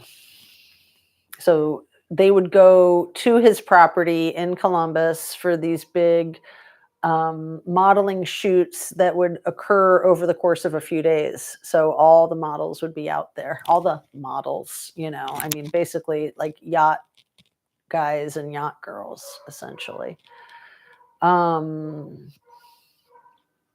Let's see. No Rockin' Kit Kat. Oh no, Rockin' Kit Kat. MySpace was before Maddie was born. She was rocking her Kit Kat. I don't think she was, but she was wanting to. Yeah. So gross. So disgusting. So yeah, on What's the Obsession's last live about the Soto case, she was covering a lot of that. And I know Paula Plunder also recently covered a lot of it. Justin Bieber, my stepson, told me when Bieber quit World Tour, it was because of drugging and underage aping being forced and videotaped. Now we see it. Yeah, I'm so sad for him.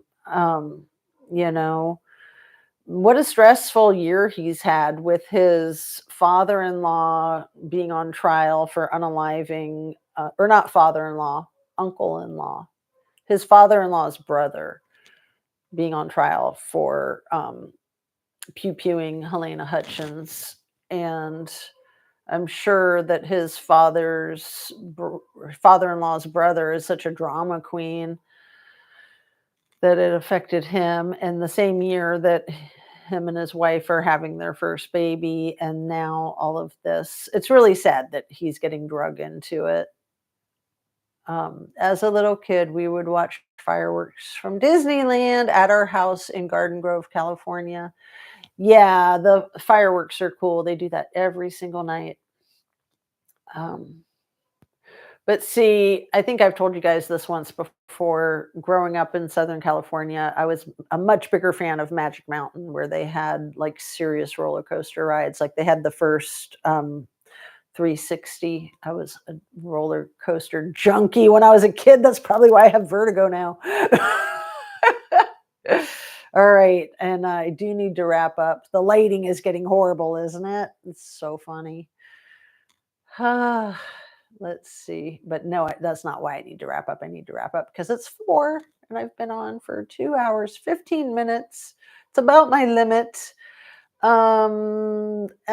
a little kid, let's see. That reminds me, my sister's friend was a new Mouseketeer back in the early 80s and late 70s. I always thought something odd happened to him on set.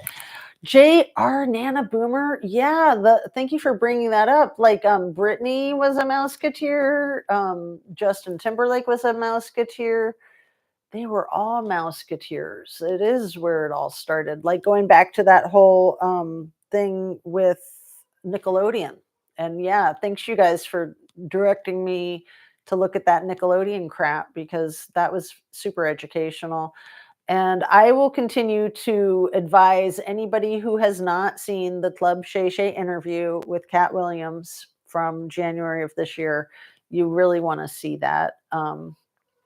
And there's some other things that I wanted to recommend for you. I'll just put them in the description. I'll put links to them. And Six Flags Magic Mountain and Knott's Berry Farm were my jam, although I did go to Disney once in my childhood too.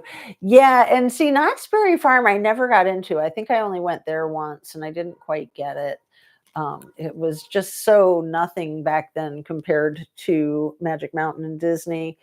And there was Universal Studios, again, went once and was kind of like eh.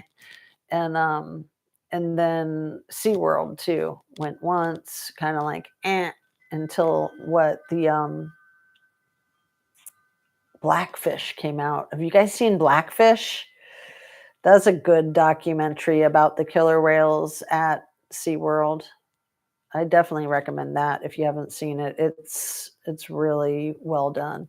It's kind of old, so most of you guys have probably seen Blackfish. It got a lot of publicity when it first came out. I was resistant. I was like, I don't want to watch that. That sounds awful.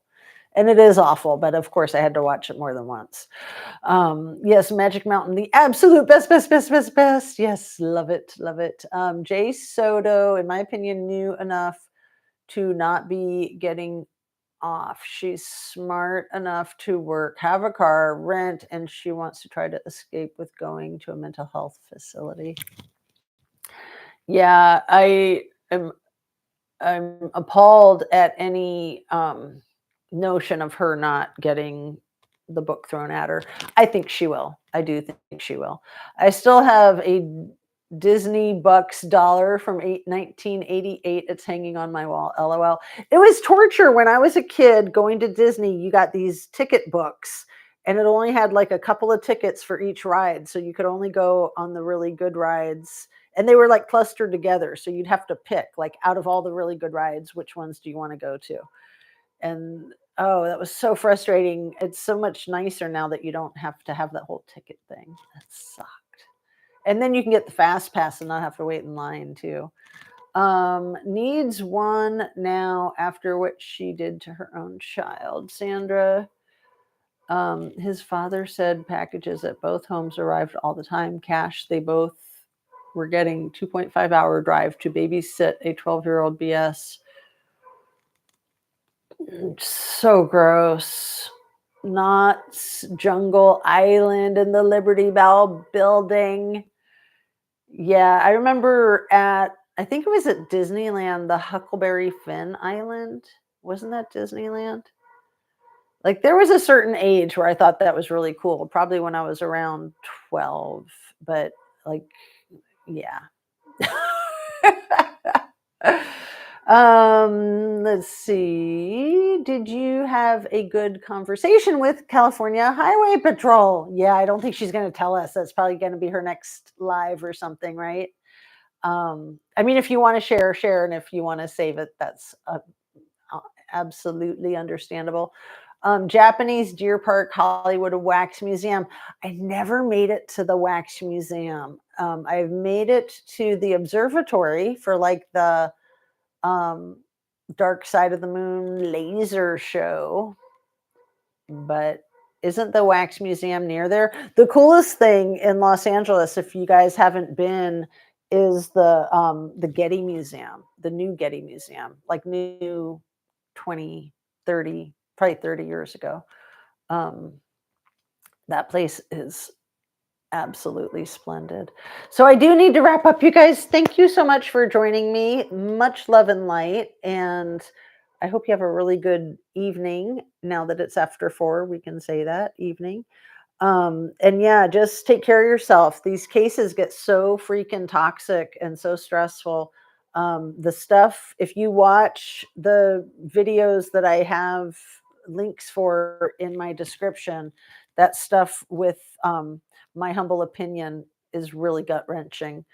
The stuff in the Connect interview with Chris Todd, not so much gut wrenching, but I don't think I told the full story. So let me finish that up real quick about how they took the body that night to the greenhouse and then staged it. And um, yeah, by the time Courtney called Tom Grant to go look for him, this is where Chris Todd doesn't believe that Tom Grant didn't find him. Um, so he thinks that Tom Grant might be in on it. So that I think I did get to that part, but that was the only thought that I can think of now that I had maybe not finished, not completed that thought when I was talking about it earlier. So I think the Blackbeard boat ride, those were down the street from Knott's. Um, and the other coolest thing in Los Angeles, so I hate California, is oh, now my brain went blank. Venice Beach, very cool. Um, Laguna is amazing. And but San Francisco with the Japanese Tea Garden and Golden Gate Park is where it's at. So yeah, I love California, but I don't live there. I wouldn't want to live there, even though it's a beautiful state. I used to love living there. Couldn't imagine not living there, and so glad I don't.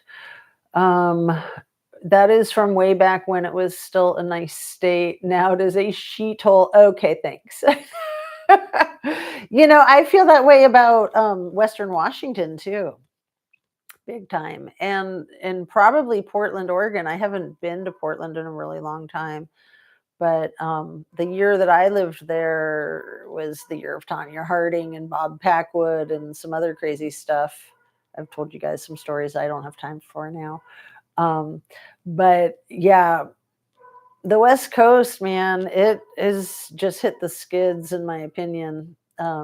There's many better places to be, in my opinion. But the people that live on the West Coast can't imagine living anywhere else. My husband was one of those until he moved to Ohio with me like 14 years ago.